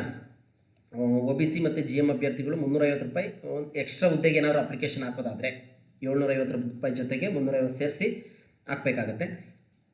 ನೆಕ್ಸ್ಟು ಅನುಸೂಚಿತ PST ಇವುಗಳಿಗೆ ಸಂಬಂಧಪಟ್ಟಾಗಿ ಅರ್ಜಿ ನಮೂದಿಸತಕ್ಕದ್ದು ವಿಶೇಷ ಅಧಿಸೂಚನೆ ವಿವಿಧ PST ವೃಂದ, GPT ವೃಂದ, HSTR, PE grade 1, grade 2, computer science teacher ವಿವಿಧ ಹುದ್ದೆಗಳಿಗೆ ಒಂದೇ ಅರ್ಜಿ ನಮೂನೆಯನ್ನು ನಿಗದಿಪಡಿಸಿದ್ದು. ನೋಡಿ, ಈ ಪಾಯಿಂಟ್ಸನ್ನು ನೆನಪಿಟ್ಕೊಳ್ಳಿ. ವಿವಿಧ ವಿಷಯದ ಹುದ್ದೆಗಳಿಗೆ ಒಂದೇ ಅರ್ಜಿಯನ್ನು ನಿಗದಿಪಡಿಸಿದ್ದು. ಅಭ್ಯರ್ಥಿಗಳು ಅರ್ಹರಿದ್ದಲ್ಲಿ ಒಂದೇ ಅರ್ಜಿಯಲ್ಲಿ ಒಂದಕ್ಕಿಂತ ಹೆಚ್ಚು ವಿಷಯದ ಹುದ್ದೆಗಳಿಗೆ ಅರ್ಜಿ ಸಲ್ಲಿಸಬಹುದಾಗಿದೆ. ವೃಂದವಾರು ಪ್ರತ್ಯೇಕ ಶುಲ್ಕ ಪಾವತಿಸುವುದು. ಓಕೆನಾ, ಇದು ಪಾಯಿಂಟನ್ನು ನೆನಪಿಟ್ಕೊಳ್ಳಿ. ಒಂದೇ ಅಪ್ಲಿಕೇಶನನ್ನು ಹಾಕ್ಬೋದು, ಆದರೆ ಅಲ್ಲಿ ಮೆನ್ಷನ್ ಮಾಡ್ಬೋದು. ಆ ರೀತಿ ಸಾಫ್ಟ್ವೇರ್ನ ಬಿಲ್ಡ್ ಮಾಡಿದ್ದಾರೆ, ನೋಡ್ಕೊಳ್ಳಿ. ಸ್ಪರ್ಧಾತ್ಮಕ ಪರೀಕ್ಷೆ ಬಗ್ಗೆ ಆಲ್ರೆಡಿ ಗೊತ್ತು ನಿಮಗೆ. ಪೇಪರ್ 1, ಪೇಪರ್ 2 ಮಾತ್ರ ಇದೆ. ಪೇಪರ್ 1 100 ಅಂಕಗಳಿಗೆ, ಪೇಪರ್ 2 100 ಅಂಕಗಳಿಗೆ, ಒಟ್ಟು 200 ಅಂಕಗಳಿಗೆ ಇರುತ್ತೆ ಪರೀಕ್ಷೆ. ಮಲ್ಟಿಪಲ್ ಚಾಯ್ಸು, ವಿವರಣಾತ್ಮಕ ಪ್ರಶ್ನೆಗಳು ಇರೋದಿಲ್ಲ ಸ್ನೇಹಿತರೆ. ವೃಂದ GPT ವೃಂದ ಮತ್ತು ಕಂಪ್ಯೂಟರ್ ಸೈನ್ಸ್ ಟೀಚರ್ ವಿಷಯದ ಹುದ್ದೆಗಳಿಗೆ ಒಂದೇ ಅರ್ಜಿ ನಮೂನೆಯನ್ನು ನಿಗದಿಪಡಿಸಿದ್ದು. ಅಭ್ಯರ್ಥಿಗಳು ಅರ್ಹರಿದ್ದಲ್ಲಿ ಒಂದೇ ಅರ್ಜಿಯಲ್ಲಿ ಒಂದಕ್ಕಿಂತ ಹೆಚ್ಚು ವಿಷಯದ ಹುದ್ದೆಗಳಿಗೆ ಅರ್ಜಿ ಸಲ್ಲಿಸಬಹುದಾಗಿದೆ. ಓಕೆನಾ, ಒಂದೇ ಅಪ್ಲಿಕೇಶನಲ್ಲಿ ಹಾಕ್ಬೋದು. ವೇತನ ಶ್ರೇಣಿ ಬಂದು 44,425ರಿಂದ 83,700 ರೂಪಾಯಿವರೆಗೂ ಇದೆ. ವಯೋಮಿತಿ ನಿಮಗೆ ಗೊತ್ತೇ ಇದೆ, 40 ವರ್ಷಗಳು ಸಾಮಾನ್ಯ ಅಭ್ಯರ್ಥಿಗಳಿಗೆ, OBC ಅಭ್ಯರ್ಥಿಗಳಿಗೆ 43 ವರ್ಷಗಳು, SC ST ಮತ್ತು ಅಂಗವಿಕಲ ವಿದ್ಯಾರ್ಥಿಗಳಿಗೆ 45 ವರ್ಷಗಳವರೆಗೆ ವಯೋಮಿತಿಯನ್ನು ಕೊಟ್ಟಿದ್ದಾರೆ. ನೋಡ್ಕೊಳ್ಳಿ, ಇದು ಅರ್ಜಿ ಸಲ್ಲಿಸೋ ಕೊನೆಯ ದಿನಾಂಕಕ್ಕೆ ಲಾಸ್ಟ್ ಡೇಟ್ ಕೊಟ್ಟಿರ್ತಾರಲ್ಲ ಅಷ್ಟರೊಳಗಡೆ ಆ ಏಜನ್ನು ಮೀರಿರಬಾರ್ದು ನಿಮ್ಮ ಏಜು. ಇನ್ನು ಆಯಾ ಸಬ್ಜೆಕ್ಟ್ ಟೀಚರ್ಗೆ ಸಂಬಂಧಪಟ್ಟ ಹಾಗೆ ಆ ವಿದ್ಯಾಭ್ಯಾಸ ಅರ್ಹತೆ ಬೇಕಾಗುತ್ತೆ. ನೆಕ್ಸ್ಟು ಇದಾದ ನಂತರ ಶಿಕ್ಷಕರ ಅರ್ಹತಾ ಪರೀಕ್ಷೆ KRTET, KTET ಅಥವಾ CTETಯಲ್ಲಿ ಎಲ್ಲರೂ ಕೂಡ 60% ಅಂಕವನ್ನು ತೊಗೊಂಡಿರೋ ಅದ್ರ ಮೇಲೆ ನಿಮಗೆ ಗೊತ್ತೇ ಇರ್ತದೆ. ನೆಕ್ಸ್ಟ್ ಗಣಕಯಂತ್ರ ಶಿಕ್ಷಕರು ಬನ್ನಿ, ಕಂಪ್ಯೂಟರ್ ಟೀಚರ್ಗೆ ಸಂಬಂಧಪಟ್ಟ ಹಾಗೆ 1ರಿಂದ 8ನೇ ತರಗತಿ ಹುದ್ದೆಗೆ ಮಾತ್ರ ಅರ್ಜಿ ಸಲ್ಲಿಸುವವರಿಗೆ BEd ಪದವಿ ತೇರ್ಗಡೆ ಹೊಂದುವುದರಿಂದ ಪ್ರಸ್ತುತ ವಿನಾಯಿತಿ ನೀಡಿದೆ. ಆದರೆ ನೇಮಕಾತಿಗೊಂಡ 5 ವರ್ಷಗಳ ಒಳಗೆ BEd ಪದವಿಯ ಜೊತೆಗೆ ಹಾಗೂ KTET ಅಥವಾ CTET ಶಿಕ್ಷಕರ ಅರ್ಹತೆ ಪರೀಕ್ಷೆಯನ್ನು ಕಡ್ಡಾಯಗೊಳಿಸುವುದು. ಈ ಪಾಯಿಂಟನ್ನು ಚೆನ್ನಾಗಿ ನೆನಪಿಟ್ಕೊಳ್ಳಿ, ಕಂಪ್ಯೂಟರ್ ಟೀಚರ್. ಓಕೆನಾ. ನೆಕ್ಸ್ಟು ಸರ್ಕಾರಿ ಪ್ರಾಥಮಿಕ ಶಾಲೆಗಳಲ್ಲಿ ಪದವೀಧರ ಪ್ರಾಥಮಿಕ ಶಾಲಾ ಶಿಕ್ಷಕರು ಕನ್ನಡ ಇವರೆಲ್ಲರೂ ಕೂಡ ನೇಮಕಾತಿ ಆದಂಥ ಸಂದರ್ಭದಲ್ಲಿ ಅವರು ವಿದ್ಯಾರ್ಹತೆಯನ್ನು ಪಡ್ಕೊಂಡಿರಬೇಕಾಗತ್ತೆ. 50% ಅಂಕಗಳು, ಎಲ್ಲರೂ ಕೂಡ 50 ಅಂಕಗಳನ್ನ ಪಡ್ಕೊಂಡಿರಬೇಕಾಗತ್ತೆ. ಅದನ್ನು ಮೀರಿ ಪರಿಶಿಷ್ಟ ಜಾತಿ, ಪರಿಶಿಷ್ಟ ಪಂಗಡ, ಹಿಂದುಳಿದ ವರ್ಗ ಅಭ್ಯರ್ಥಿಗಳು ಇವರೆಲ್ಲರೂ ಕೂಡ 45% ಅಂಕವನ್ನು ಪಡ್ಕೊಂಡಿದ್ರು ಕೂಡ ನೀವೇನು ಮಾಡ್ಬೋದು, ಅಪ್ಲಿಕೇಶನನ್ನು ಹಾಕ್ಬೋದಾಗಿದೆ. ಶಿಕ್ಷಕರ ಅರ್ಹತಾ ಪರೀಕ್ಷೆ TET ಕೂಡ ನಿಮಗೆ ಅದ್ರ ಬಗ್ಗೆ ಮಾಹಿತಿ ಇದೆ. ನೆಕ್ಸ್ಟು ನಿಗದಿಪಡಿಸಿರುವ ವಿದ್ಯಾರ್ಹತೆ ನಿಮಗೆಲ್ಲ ಗೊತ್ತೇ ಇದೆ. ಪದವೀಧರ ಪ್ರಾಥಮಿಕ ಶಾಲಾ ಶಿಕ್ಷಕರು ಕನ್ನಡ ಭಾಷೆಗೆ ಸಂಬಂಧಪಟ್ಟ ಹಾಗೆ ಏನಿರಬೇಕು, ಅಭ್ಯರ್ಥಿಯು ಪದವಿಯಲ್ಲಿ ಕನ್ನಡ ಭಾಷೆಯ ಜೊತೆಗೆ ಆಂಗ್ಲ, ಹಿಂದಿ, ಮರಾಠಿ, ಉರ್ದು, ತೆಲುಗು, ತಮಿಳು ಯಾವುದಾದ್ರು ಭಾಷೆಯಲ್ಲಿ ಐಚ್ಛಿಕ ವಿಷಯವನ್ನಾಗಿ ಓದಿರಬೇಕಾಗತ್ತೆ. ಇತಿಹಾಸ, ಅರ್ಥಶಾಸ್ತ್ರ, ಭೂಗೋಳ, ಸಮಾಜಶಾಸ್ತ್ರ, ಕನ್ನಡ ಶಿಕ್ಷಕರಿಗೆ ಸಂಬಂಧಪಟ್ಟ ಹಾಗೆ. ಓಕೆನಾ, ಇತಿಹಾಸ, ಅರ್ಥಶಾಸ್ತ್ರ, ರಾಜಕೀಯ ಶಾಸ್ತ್ರ, ಭೂಗೋಳಶಾಸ್ತ್ರ, ಸಮಾಜಶಾಸ್ತ್ರ ಯಾವುದಾದ್ರೂ ಒಂದು ವಿಷಯವನ್ನು ಓದಿರಲೇಬೇಕಾಗತ್ತೆ ಡಿಗ್ರಿನಲ್ಲಿ. ಕನ್ನಡ ಭಾಷೆ ಮತ್ತು ಇತರ ವಿಷಯಗಳಿಂದ ಕನಿಷ್ಠ 50% ಸರಾಸರಿ ಅಂಕಗಳನ್ನು ಪಡೆದಿರತಕ್ಕದ್ದು. ಕನ್ನಡ ಭಾಷೆ ಮತ್ತು ಇತರ ವಿಷಯಗಳಲ್ಲಿ ಟೋಟಲ್ ಓವರಾಲ್ 50% ಅಂಕವನ್ನು ಪಡ್ಕೊಂಡಿರಬೇಕು. ಸದರಿ ಭಾಷೆಯಲ್ಲಿ ಅಭ್ಯಾಸ ಬೋಧನೆ, ಬೋಧನಾ ವಿಧಾನವನ್ನು ಶಿಕ್ಷಕರ ಶಿಕ್ಷಣ ಡಿಪ್ಲೊಮಾ ಅಂದರೆ BEd ಅಲ್ಲಿ ನಾವು ಅದನ್ನು ಮಾಡ್ಕೊಂಡಿರಬೇಕಾಗತ್ತೆ. ನೆಕ್ಸ್ಟು ಆಂಗ್ಲ ಭಾಷಾ ಶಿಕ್ಷಕರು ಕೂಡ ಅದರ ಜೊತೆಗೆ ಕನ್ನಡ ಓದಿರಬೇಕಾಗತ್ತೆ. ಇತಿಹಾಸ, ಅರ್ಥಶಾಸ್ತ್ರ, ರಾಜಕೀಯ ಶಾಸ್ತ್ರ ಇವುಗಳನ್ನ ಕೂಡ ಇನ್ ಕೇಸ್ ಏನಾದರೂ ಕನ್ನಡ ಇಂಗ್ಲೀಷ್ ಸಬ್ಜೆಕ್ಟ್ ಜೊತೆಗೆ ಸಮಾಜ ಪಾಠಗಳನ್ನ ಕೊಟ್ಟರು ಕೂಡ ಮಾಡೋದಕ್ಕೆ ರೆಡಿ ಇರಬೇಕು. ಕನ್ನಡ ಸಬ್ಜೆಕ್ಟ್ ಜೊತೆಗೆ ಸಮಾಜ ವಿಜ್ಞಾನ ಪಾಠಗಳನ್ನ ಕೊಟ್ಟರು ಕೂಡ ನೀವು ಪಾಠ ಮಾಡೋದಕ್ಕೆ ರೆಡಿ ಇರಬೇಕು. ಆ ಉದ್ದೇಶಕ್ಕೋಸ್ಕರ ಈ ಎಜುಕೇಷನನ್ನು ಕೇಳಿದ್ದಾರೆ. ಇನ್ನು ಗಣಿತ ವಿಜ್ಞಾನ ಶಿಕ್ಷಕರು ಸ್ನೇಹಿತರೆ, ತುಂಬ ಅಳಲನ್ನು ತೋಡ್ಕೊಳ್ತಾ ಇದ್ದೀರಾ. HSTRಗೆ ನಮಗೆ ಗಣಿತ ಶಿಕ್ಷಕರಿಗೆ ಅವಕಾಶ ಇಲ್ಲ ಅಂತೇಳಿ. HSTRಲಿ ಅವಕಾಶ ಇಲ್ಲ ಸ್ನೇಹಿತರೆ, ಆಲ್ರೆಡಿ ಹೇಳಿದ್ದೆ ನಾನು. 2007ರಲ್ಲಿ ಅಪ್ಗ್ರೇಡೆಡ್ ಶಾಲೆ ಅಂತ ಮಾಡಿದ್ರು. 1 to 8 ಪ್ರೈಮರಿ ಶಾಲೆಗಳಿಗೆ ಮರ್ಜ್ ಮಾಡಿಬಿಟ್ಟು TGT ಶಿಕ್ಷಕರು ಅಂತ ನೇಮಕಾತಿಯನ್ನು ಮಾಡಿಕೊಂಡ್ರು ಸ್ನೇಹಿತರೆ. ಸೈನ್ಸು ಮ್ಯಾಥ್ಸ್ ಟೀಚರನ್ನು ಅಂದರೆ ಫಿಸಿಕ್ಸು ಮತ್ತು ಮ್ಯಾಥ್ಸ್ ಟೀಚರನ್ನು ಅವರು ಹೆಚ್ಚು ಕಡಿಮೆ ಒಂದು 8,000 ಜನ ಇದ್ದರು ಅಂತ ಹೇಳಿ ನಾನು ಅಂದ್ಕೊಳ್ತೀನಿ. ಅವರ ನೇಮಕಾತಿ ಆಗೋಗಿತ್ತು 2007ರಲ್ಲಿ. ಆ ಒಂದು ಸಂದರ್ಭದಲ್ಲಿ ನೆಕ್ಸ್ಟು 2016 ಬ್ಯಾಚಲ್ಲಿ GPT ಶಿಕ್ಷಕರನ್ನು ಹೊಸದಾಗಿ ನೇಮಕಾತಿ ಮಾಡಿಕೊಳ್ತು. ಆಗ GPT ಶಿಕ್ಷಕರು ಫೈಟ್ ಮಾಡ್ತಾರೆ. ಅವರ ವೇತನ ಬೇರೆ, ಇವರ ವೇತನ ಬೇರೆ ಇರುತ್ತೆ, ವೇತನ ಶ್ರೇಣಿ. ಫೈಟ್ ಮಾಡಿದಂಥ ಸಂದರ್ಭದಲ್ಲಿ ಸರ್ಕಾರ ಅವರ ನೇಮಕಾತಿ TGT ಶಿಕ್ಷಕರ ನೇಮಕಾತಿ ಅಧಿಸೂಚನೆ ಏನಿತ್ತು ಪ್ರೌಢಶಾಲಾ C&R ರೂಲ್ ನಿಯಮಗಳ ಪ್ರಕಾರ ಇತ್ತು. ಹಾಗಾಗಿ ಅವ್ರಿಗೆ ಆ ಸ್ಕೇಲನ್ನು ಕೊಟ್ಟಿದ್ವಿ. ಇದು ಗೊಂದಲಕ್ಕೆಡೆ ಮಾಡುತ್ತೆ. ಏನು ಮಾಡೋಣ, ಹೊಸದಾಗಿಯೇ ನಾವು GPT ಶಿಕ್ಷಕರಿಗೆ ಹೊಸ ವೃಂದ ಮತ್ತು ನೇಮಕಾತಿ C&R ರೂಲನ್ನು ಮಾಡೋಣ ಅಂತೇಳಿ 2016ರಲ್ಲಿ ಏನು ಮಾಡ್ತು, ಹೊಸ ನೇಮಕಾತಿಯನ್ನು ಸೈನ್ಸು ಮ್ಯಾಥ್ಸ್ ಟೀಚರ್ನೆಲ್ಲ ಆಯ್ಕೆ ಮಾಡ್ಕೊಳ್ತಾ ಹೋಯಿತು. ಆಗಿದ್ರಲ್ಲ ಒಂದು 8,000 ಜನ TGT ಶಿಕ್ಷಕರು, ಅವ್ರನ್ನ ಏನು ಮಾಡ್ತು, ಹೈಸ್ಕೂಲ್ಗಳಿಗೆ ಹೋಗ್ಬಿಡಿ ನೀವು ಅಂತೇಳಿ ಅವ್ರಿಗೆ ವಿನಾಯಿತಿಯನ್ನು ಕೊಡ್ತು. ಅವರೇನು ಮಾಡಿದ್ರು, ಎಲ್ಲ ಹೈಸ್ಕೂಲ್ಗಳಲ್ಲಿ ಎಲ್ಲೆಲ್ಲಿ ವೇಕೆನ್ಸಿ ಇದೆಯೋ ಅಲ್ಲಿ ಜಾಗವನ್ನು ತಗೊಂಡು ಹೋಗ್ತಾ ಇದ್ದಾರೆ. ಹಾಗಾಗಿ ಎಲ್ಲೂ ಕೂಡ ಸಾಮಾನ್ಯಕ್ಕೆ PCM ಹುದ್ದೆಗಳು ಹೈಸ್ಕೂಲಲ್ಲಿ ಖಾಲಿ ಇಲ್ಲ ಸ್ನೇಹಿತರೆ, ಅವರೇ ಎಕ್ಸೆಸ್ ಆಗಿಬಿಟ್ಟಿದ್ದಾರೆ. ಹಾಗಾಗಿ ನೀವು ಮೇಯ್ನ್ ಕಾನ್ಸಂಟ್ರೇಷನ್ ಇವಾಗ ಏನು ಮಾಡಿದರೆ GPSTR ಹುದ್ದೆಗಳಿಗೆ ಮಾಡ್ಕೊಳ್ಳಿ ಅಂತ ಹೇಳ್ತಾ, ಇದರಲ್ಲಿ ಅವರೇನು ಮಾಡಬೇಕಾಗತ್ತೆ, 3 ವರ್ಷಗಳಲ್ಲಿ ಗಣಿತ ಮತ್ತು ಭೌತಶಾಸ್ತ್ರ ಕಡ್ಡಾಯವಾಗಿ ಓದಿರಬೇಕಾಗುತ್ತೆ. ಅದರ ಜೊತೆಗೆ ಈ ರಸಾಯನಶಾಸ್ತ್ರ, ಗಣಕಯಂತ್ರ ವಿಜ್ಞಾನ, ಎಲೆಕ್ಟ್ರಾನಿಕ್ಸು, ಸಂಖ್ಯಾಶಾಸ್ತ್ರ, ಭೂಗೋಳಶಾಸ್ತ್ರ, ಗೃಹ ವಿಜ್ಞಾನ, ಭೂಗರ್ಭಶಾಸ್ತ್ರ, ಕಂಪ್ಯೂಟರ್ ಅಪ್ಲಿಕೇಶನ್ ವಿಷಯಗಳಲ್ಲಿ 3ನೇ ಐಚ್ಛಿಕ ವಿಷಯವಾಗಿ ಪದವಿಯಲ್ಲಿ ಓದಿರ್ಬೋದು ಅಂತ ಹೇಳಿದ್ದಾರೆ ಸ್ನೇಹಿತರೆ. ಓಕೆನಾ. ಅವರು ವಾಸ್ತುಶಿಲ್ಪ ಇಂಜಿನಿಯರಿಂಗ್ ಅಭ್ಯರ್ಥಿಗಳು ಪ್ರಥಮ ಮತ್ತು 3 ಅಥವಾ 4 ಸೆಮಿಸ್ಟರ್ಗಳಲ್ಲಿ ಗಣಿತ ಮತ್ತು ಉಳಿದ ಸೆಮಿಸ್ಟರ್ಗಳಲ್ಲಿ ಗಣಿತವನ್ನು ಆಧರಿಸಿದ ವಿಷಯಗಳನ್ನು ಅಭ್ಯಾಸ ಮಾಡಿರಬೇಕು ಅಂತ ಹೇಳ್ತಾರೆ. ಅವರು ಕೂಡ 50 ಅಂಕಗಳನ್ನು ತಗೊಳ್ಬೇಕಾಗತ್ತೆ. ಇನ್ನು ಜೀವವಿಜ್ಞಾನ ಶಿಕ್ಷಕರು ಕೂಡ ಒಂದಕ್ಕಿಂತ ಅಧಿಕ ಹುದ್ದೆಗಳನ್ನು ಹೊಂದಿರುವ ಶಾಲೆಗಳಲ್ಲಿ ಮಾತ್ರ, ಅಂದರೆ ಇವಾಗ ಗಣಿತ ಶಿಕ್ಷಕರನ್ನ ನೇಮಕಾತಿಯನ್ನು ಮಾಡ್ತಾರೆ, ಅದನ್ನು ಮೀರಿ ಎಕ್ಸ್ಟ್ರಾ ಏನಾದರೂ ಅಲ್ಲಿ ಮಕ್ಕಳ ಸಂಖ್ಯೆ ಜಾಸ್ತಿ ಇದ್ದಂಥ ಕಡೆ ಮಾತ್ರ ಈ ಜೀವವಿಜ್ಞಾನ ಬಯೋಸೈನ್ಸ್ ಟೀಚರನ್ನು ಕೊಡ್ತಾರೆ ಸ್ನೇಹಿತರೆ. ಅದೊಂದು ನಮ್ಮ ಮನಸ್ಸಲ್ಲಿ ಇಟ್ಕೊಂಡ್ರೋಣ. ಅದೇನು ಸದ್ಯಕ್ಕೆ ಏನು ಬೇಡ, ನಮಗೆ ಸದ್ಯಕ್ಕೆ ಅಪಾಯಿಂಟ್ ಆಗಿ ಹೋಗೋಣ, ಎಲ್ಲಾದರೂ ಸರಿ ನಾವು ಕೆಲಸ ಮಾಡೋದಕ್ಕೆ ರೆಡಿ ಇರ್ತೀವಿ ಅಂತ ಹೇಳ್ತಾ. ಅದರ ಜೊತೆಗೆ ಅವರು ರಸಾಯನಶಾಸ್ತ್ರವನ್ನು ಕಡ್ಡಾಯವಾಗಿ 3 ವರ್ಷಗಳಲ್ಲಿ ವ್ಯಾಸಂಗ ಮಾಡಿದ್ದು, ಸಸ್ಯಶಾಸ್ತ್ರ, ಪ್ರಾಣಿಶಾಸ್ತ್ರ, ರೇಷ್ಮೆ, ಪರಿಸರಶಾಸ್ತ್ರ, ತಳಿಶಾಸ್ತ್ರ, ಸೂಕ್ಷ್ಮ ಜೀವವಿಜ್ಞಾನ ಶಾಸ್ತ್ರ, ಜೈವಿಕ ತಂತ್ರಜ್ಞಾನ, ಆಹಾರ ವಿಜ್ಞಾನ, ಪೋಷಣೆ, ಮೀನುಗಾರಿಕೆ, ಕೈಗಾರಿಕಾ ಮೀನುಗಾರಿಕೆ, ಜೀವರಸಾಯನಶಾಸ್ತ್ರ, ಅಪ್ಲೈಡ್ ಕೆಮಿಸ್ಟ್ರಿ, ಗಣಿತ ವಿಷಯಗಳಲ್ಲಿ ಯಾವುದಾದರೂ 2 ವಿಷಯಗಳನ್ನು ಕಡ್ಡಾಯವಾಗಿ ಓದಿರಲೇಬೇಕು. ನೋಡಿ, ಈ ಟಾಪಿಕ್ಕು ಮನಸ್ಸಲ್ಲಿ ಇಟ್ಕೊಳ್ಳಿ, ಇಷ್ಟರಲ್ಲಿ ಯಾವುದಾದ್ರು ಇರಲೇಬೇಕಾಗತ್ತೆ. ಓಕೆನಾ. ನೆಕ್ಸ್ಟು ಇದಾದಮೇಲೆ ಸಮಾಜ ವಿಜ್ಞಾನ ಶಿಕ್ಷಕರು ಕೂಡ ಅವರು ಇತಿಹಾಸ, ಅರ್ಥಶಾಸ್ತ್ರ, ಭೂಗೋಳಶಾಸ್ತ್ರ, ರಾಜಕೀಯ ಶಾಸ್ತ್ರ, ಸಮಾಜಶಾಸ್ತ್ರಗಳಲ್ಲಿ 2 ವಿಷಯಗಳನ್ನು ಅವರು ಓದಿರಲೇಬೇಕಾಗುತ್ತೆ. ಅಥವಾ ಸಮಾಜ ಪಾಠಗಳು ಸಮೂಹ, ಇತಿಹಾಸ, ಅರ್ಥಶಾಸ್ತ್ರ, ಭೂಗೋಳಶಾಸ್ತ್ರ, ರಾಜಕೀಯ ಶಾಸ್ತ್ರ, ಪರಿಸರ ಅಧ್ಯಯನ, ಮಾನವ ನಿರ್ವಹಣೆ, ವಾಣಿಜ್ಯಶಾಸ್ತ್ರ, ಗ್ರಾಮೀಣಾಭಿವೃದ್ಧಿಗಳ ಪೈಕಿ 1 ಅಥವಾ ಭಾಷಾ, ಕನ್ನಡ, ಆಂಗ್ಲ, ಹಿಂದಿ 2ರಲ್ಲಿ ಯಾವುದಾದ್ರು ಓದಿರಬೇಕಾಗುತ್ತೆ. ಅಂದರೆ ಇಲ್ಲಿ ಸ್ನೇಹಿತರೆ ಕನ್ನಡ ಟೀಚರ್ ಆದರೂ ಸೋಷಿಯಲ್ ಪಾಠ ಮಾಡಬೇಕು, ಸೋಷಿಯಲ್ ಟೀಚರಾಗಿ ಅಪಾಯಿಂಟ್ ಆದರೂ ಕನ್ನಡ ಪಾಠ ಮಾಡಬೇಕು. ಆ 2 ಈಕ್ವಲ್ ಇರಬೇಕಾಗುತ್ತೆ, ನೋಡ್ಕೊಳ್ಳಿ. ಇದಾದಮೇಲೆ TETಯನ್ನು ಪಾಸ್ ಮಾಡ್ಕೊಂಡಿರಬೇಕಾಗುತ್ತೆ ಸ್ನೇಹಿತರೆ. ಇದಿಷ್ಟು ವಿಚಾರ. ನೆಕ್ಸ್ಟ್ ಗಣಕ ವಿಜ್ಞಾನ ಶಿಕ್ಷಕರು 1 to 8ಗೆ ಬಂದಂಥ ಸಂದರ್ಭದಲ್ಲಿ ಆಲ್ರೆಡಿ ಇವರಿಗೆ ಹೇಳಿಬಿಟ್ಟಿದ್ವಿ, ಇವರು ಬ್ಯಾಚುಲರ್ ಡಿಗ್ರಿಯನ್ನು ಮಾಡ್ಕೊಂಡಿರಬೇಕಾಗುತ್ತೆ. Bachelor of computer application, bachelor of computer science ಇವನ್ನ ಮಾಡಿಕೊಂಡು ಜೊತೆಗೆ ಅವರು ಅಪಾಯಿಂಟ್ ಆದ ನಂತರ TETಯನ್ನು ಪಾಸ್ ಮಾಡ್ಕೊಳ್ಬೇಕಾಗುತ್ತೆ. ಜೊತೆಗೆ B.Ed ಕೂಡ ಮಾಡಿಕೊಂಡು TETಯನ್ನು ಪಾಸ್ ಮಾಡ್ಕೊಳ್ಬೇಕಾಗುತ್ತೆ. ಇದಿಷ್ಟು ವಿಚಾರ ಅವ್ರಿಗಾಗಿರುತ್ತೆ. ಮೆರಿಟ್ ಲಿಸ್ಟ್ ಎಲ್ಲ ಆಮೇಲೆ ನೋಡೋಣ, ನೆಕ್ಸ್ಟ್ ಇದೆಲ್ಲ ಫಸ್ಟ್ ಎಕ್ಸಾಮನ್ನು ಬರೆಯೋಣ. 1:2 ಲಿಸ್ಟಲ್ಲಿ ಮೆರಿಟ್ ಲಿಸ್ಟನ್ನು ಅನೌನ್ಸ್ ಮಾಡ್ತಾರೆ. ಆಮೇಲೆ ಡಾಕ್ಯುಮೆಂಟ್ ವೆರಿಫಿಕೇಷನನ್ನು ಕರೀತಾರೆ. ಆನಂತರ ಡಾಕ್ಯುಮೆಂಟ್ ವೆರಿಫಿಕೇಷನಲ್ಲಿ ಆದಮೇಲೆ 1:1 ಪಟ್ಟಿಯನ್ನು ಬಿಡುಗಡೆ ಮಾಡ್ತಾರೆ ಸ್ನೇಹಿತರೆ. ಇದಿಷ್ಟು ವಿಚಾರ. ಇದು ಸ್ಪರ್ಧಾತ್ಮಕ ಶಿಕ್ಷಕರ ಅರ್ಹತಾ ಪರೀಕ್ಷೆ, ಇವೆಲ್ಲ ನಿಮ್ಗೆ ಗೊತ್ತೇ ಇದೆ ಕಾಮನ್ ಆಗಿ. ಇನ್ನು ಹೇಗೆ ಮಾರ್ಕ್ಸನ್ನು ಹೇಗೆ ತಗೊಳ್ತಾರೆ ಅನ್ನೋದಾದರೆ, ನಿನ್ನೆ ವಿಡಿಯೋದಲ್ಲಿ ಹೇಳಿದ್ವಿ, ಸ್ಪರ್ಧಾತ್ಮಕ ಪರೀಕ್ಷೆಯಲ್ಲಿ ಪಡೆದ ಅಂಕಗಳು 70%, TETಯಲ್ಲಿ 20%, ಪದವಿ ಪರೀಕ್ಷೆಯಲ್ಲಿ ಡಿಗ್ರಿನಲ್ಲಿ 8%, B.Edಲ್ಲಿ D.Ed ಅಥವಾ B.Ed ಇರುತ್ತಲ್ಲ ಅದರಲ್ಲಿ 2%ಅನ್ನೇ ಪರಿಗಣಿಸ್ತಾರೆ ಸ್ನೇಹಿತರೆ. ಇನ್ನು 4 ವರ್ಷಗಳದ್ದು ಏನಾದರೂ ಅವರು ಶಿಕ್ಷಣ ಪದವಿಯನ್ನು ಪಡ್ಕೊಂಡಿದ್ರೆ 70% CET, 20% TET ಮತ್ತು 10% ಇಲ್ಲಿ ನಾವು B.Ed ಡಿಗ್ರಿ ಸಪ್ರೇಟ್ ಮಾಡ್ತೀವಿ. ಇವ್ರೇನು ಮಾಡ್ತಾರೆ, B.Ed ಡಿಗ್ರಿ 2 ಕೂಡ ಒಟ್ಟಿಗೆ ಮಾಡಿರ್ತಾರೆ. ಹಾಗಾಗಿ ಅವೆರಡನ್ನೂ ಸೇರಿಸಿ 10%. ಗಣಕ ವಿಜ್ಞಾನ ಶಿಕ್ಷಕರು ಕೂಡ 2 ಇರೋದ್ರಿಂದ ಅವರಿಗೆ ಯಾವುದು ಡಿಗ್ರಿ ಮತ್ತು CETನಲ್ಲಿ 85%, ಡಿಗ್ರಿನಲ್ಲಿ 15% ತೊಗೊಳ್ತಾರೆ. ಇನ್ನು ಅದಾದ ನಂತರ ಅವರು ಡಿಪಾರ್ಟ್ಮೆಂಟ್ಗೆ ಹೋದಂಥ ಸಂದರ್ಭದಲ್ಲಿ ಅವರು TET ಮತ್ತು ಡಿಗ್ರಿಯನ್ನು ಮಾಡ್ಕೊಳ್ಬೇಕಾಗತ್ತೆ. TET ಮತ್ತು B.Edನ್ನು ಮಾಡ್ಕೊಳ್ಬೇಕಾಗತ್ತೆ. ನೆಕ್ಸ್ಟು ಜಾತಿ ಪ್ರಮಾಣ ಪತ್ರಗಳೆಲ್ಲ ನಿಮಗೆ ಗೊತ್ತೇ ಇದೆ. ಎಲ್ಲ ಪ್ರಮಾಣ ಪತ್ರಗಳನ್ನು ಸಿದ್ಧ ಇಟ್ಕೊಳ್ಳಿ. ಕನ್ನಡ ಮೀಡಿಯಂ ಮತ್ತು ರೂರಲ್ ಸರ್ಟಿಫಿಕೇಟ್ ಬಗ್ಗೆ ಪದೇ ಪದೇ ಕೇಳ್ತಾ ಇದ್ದೀರಿ, ಗೊಂದಲ ಮಾಡ್ಕೊಳ್ಳೋದು ಬೇಡ, ಮುಂದೆ ಹೇಳ್ತೀನಿ.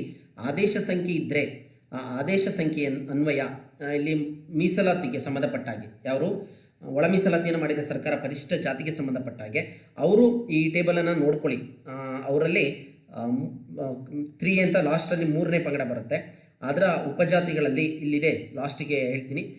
ಕಡ್ಡಾಯವಾಗಿ 3A ಮೀಸಲಾತಿಯನ್ನು ಕೋರಿರಬೇಕಾಗತ್ತೆ. ಅವರು ಅದಕ್ಕೆ ಸಂಬಂಧಪಟ್ಟಾಗ ಆಲ್ರೆಡಿ ನಾನು ವಿಲೇಜ್ ಅಕೌಂಟೆಂಟು ಇದರಲ್ಲೆಲ್ಲ ಸವಿಸ್ತಾರವಾಗಿ ವಿವರಣೆಯನ್ನು ಕೊಟ್ಟಿದ್ದೀನಿ ಸ್ನೇಹಿತರೆ. ನಿಮ್ಗೆ ಏನಾದ್ರು ಇನ್ನೂ ಹೆಚ್ಚಿನ ವಿವರಣೆ ಬೇಕು ಒಳ ಮೀಸಲಾತಿಗೆ ಸಂಬಂಧಪಟ್ಟಾಗೆ ಅಂದರೆ ಕಮೆಂಟ್ ಮಾಡಿ, ನೋಟಿಫಿಕೇಷನ್ ಆರ್ಡರ್ ಮತ್ತೆಲ್ಲ ಕಳಿಸ್ಕೊಡ್ತೀನಿ. ಇದೆಲ್ಲ ರಿಸರ್ವೇಷನ್ ಇದೆ. ನೆಕ್ಸ್ಟ್ ಇದಾದ ನಂತರ ಗ್ರಾಮೀಣ ಅಭ್ಯರ್ಥಿ ನೋಡಿ ಸ್ನೇಹಿತರೆ, ಇಲ್ಲಿ ಆದೇಶ ಸಂಖ್ಯೆ ಇದೆ ಗ್ರಾಮೀಣ ಅಭ್ಯರ್ಥಿಗಳಿಗೆ. ಪದೇ ಪದೇ ಗೊಂದಲ ಆಗಬೇಡಿ. ಇಲ್ಲಿ ಸಂಖ್ಯೆ 59 ಶಾಸನ 2000 ದಿನಾಂಕ 6/1/21 ಅನ್ವಯ ಗ್ರಾಮೀಣ ಮೀಸಲಾತಿಯಡಿ ಅರ್ಜಿ ಸಲ್ಲಿಸುವ ಅಭ್ಯರ್ಥಿಗಳು ರೀತಿಯ 1ರಿಂದ 10ನೇ ತರಗತಿಗೆ ಈ ಆದೇಶ ಸಂಖ್ಯೆ ಇದ್ದರೆ ನೀವು ತಗೊಂಡಿರೋ ಫಾರ್ಮೇಟಲ್ಲಿ ಇದೇ ಅರ್ಜಿ ನಡೆಯುತ್ತೆ ಸ್ನೇಹಿತರೆ. ಇನ್ನು ಸಾಮಾನ್ಯ ಅರ್ಹತೆ GM ಅಭ್ಯರ್ಥಿಗಳು ಸರ್ಕಾರ ಆದೇಶ ಸಂಖ್ಯೆ 8 CE ಸೇನಾನಿ 2001 ದಿನಾಂಕ 13/3/21 ಅನ್ವಯ ನಮೂನೆ ಟಿಯನ್ನು ಸಂಬಂಧಪಟ್ಟ ಶಾಲೆಯ ಮುಖ್ಯೋಪಾಧ್ಯಾಯರ ಸಹಿ ಮೊಹರು ಕ್ಷೇತ್ರ ಶಿಕ್ಷಣಾಧಿಕಾರಿಗಳಿಂದ ಮೇಲುರುಜಿ ಪಡೆಯತಕ್ಕದ್ದು, ರುಜುವನ್ನು ಪಡೆಯತಕ್ಕಂಥದ್ದು ಅದಾಗಿರ್ತದೆ. ಓಕೆನಾ. ಈ ಆದೇಶ ಸಂಖ್ಯೆಗಳಿರಬೇಕು, ಆದೇಶ ಸಂಖ್ಯೆಗಳನ್ನ ನೋಡ್ಕೊಳ್ಳಿ ಸ್ನೇಹಿತರೆ. ಓಕೆನಾ. GM ಅಭ್ಯರ್ಥಿಗಳು ಕೂಡ ನೋಡ್ಕೊಳ್ಳಿ ಯಾವ ಥರ ನೀವು ಫಾರ್ಮೇಟನ್ನು ತಗೊಂಡು ಕನ್ನಡ ಮೀಡಿಯಮನ್ನು ಮಾಡಿಸ್ಕೊಳ್ಬೇಕಾಗತ್ತೆ ಅಂತಕ್ಕಂಥದ್ದು.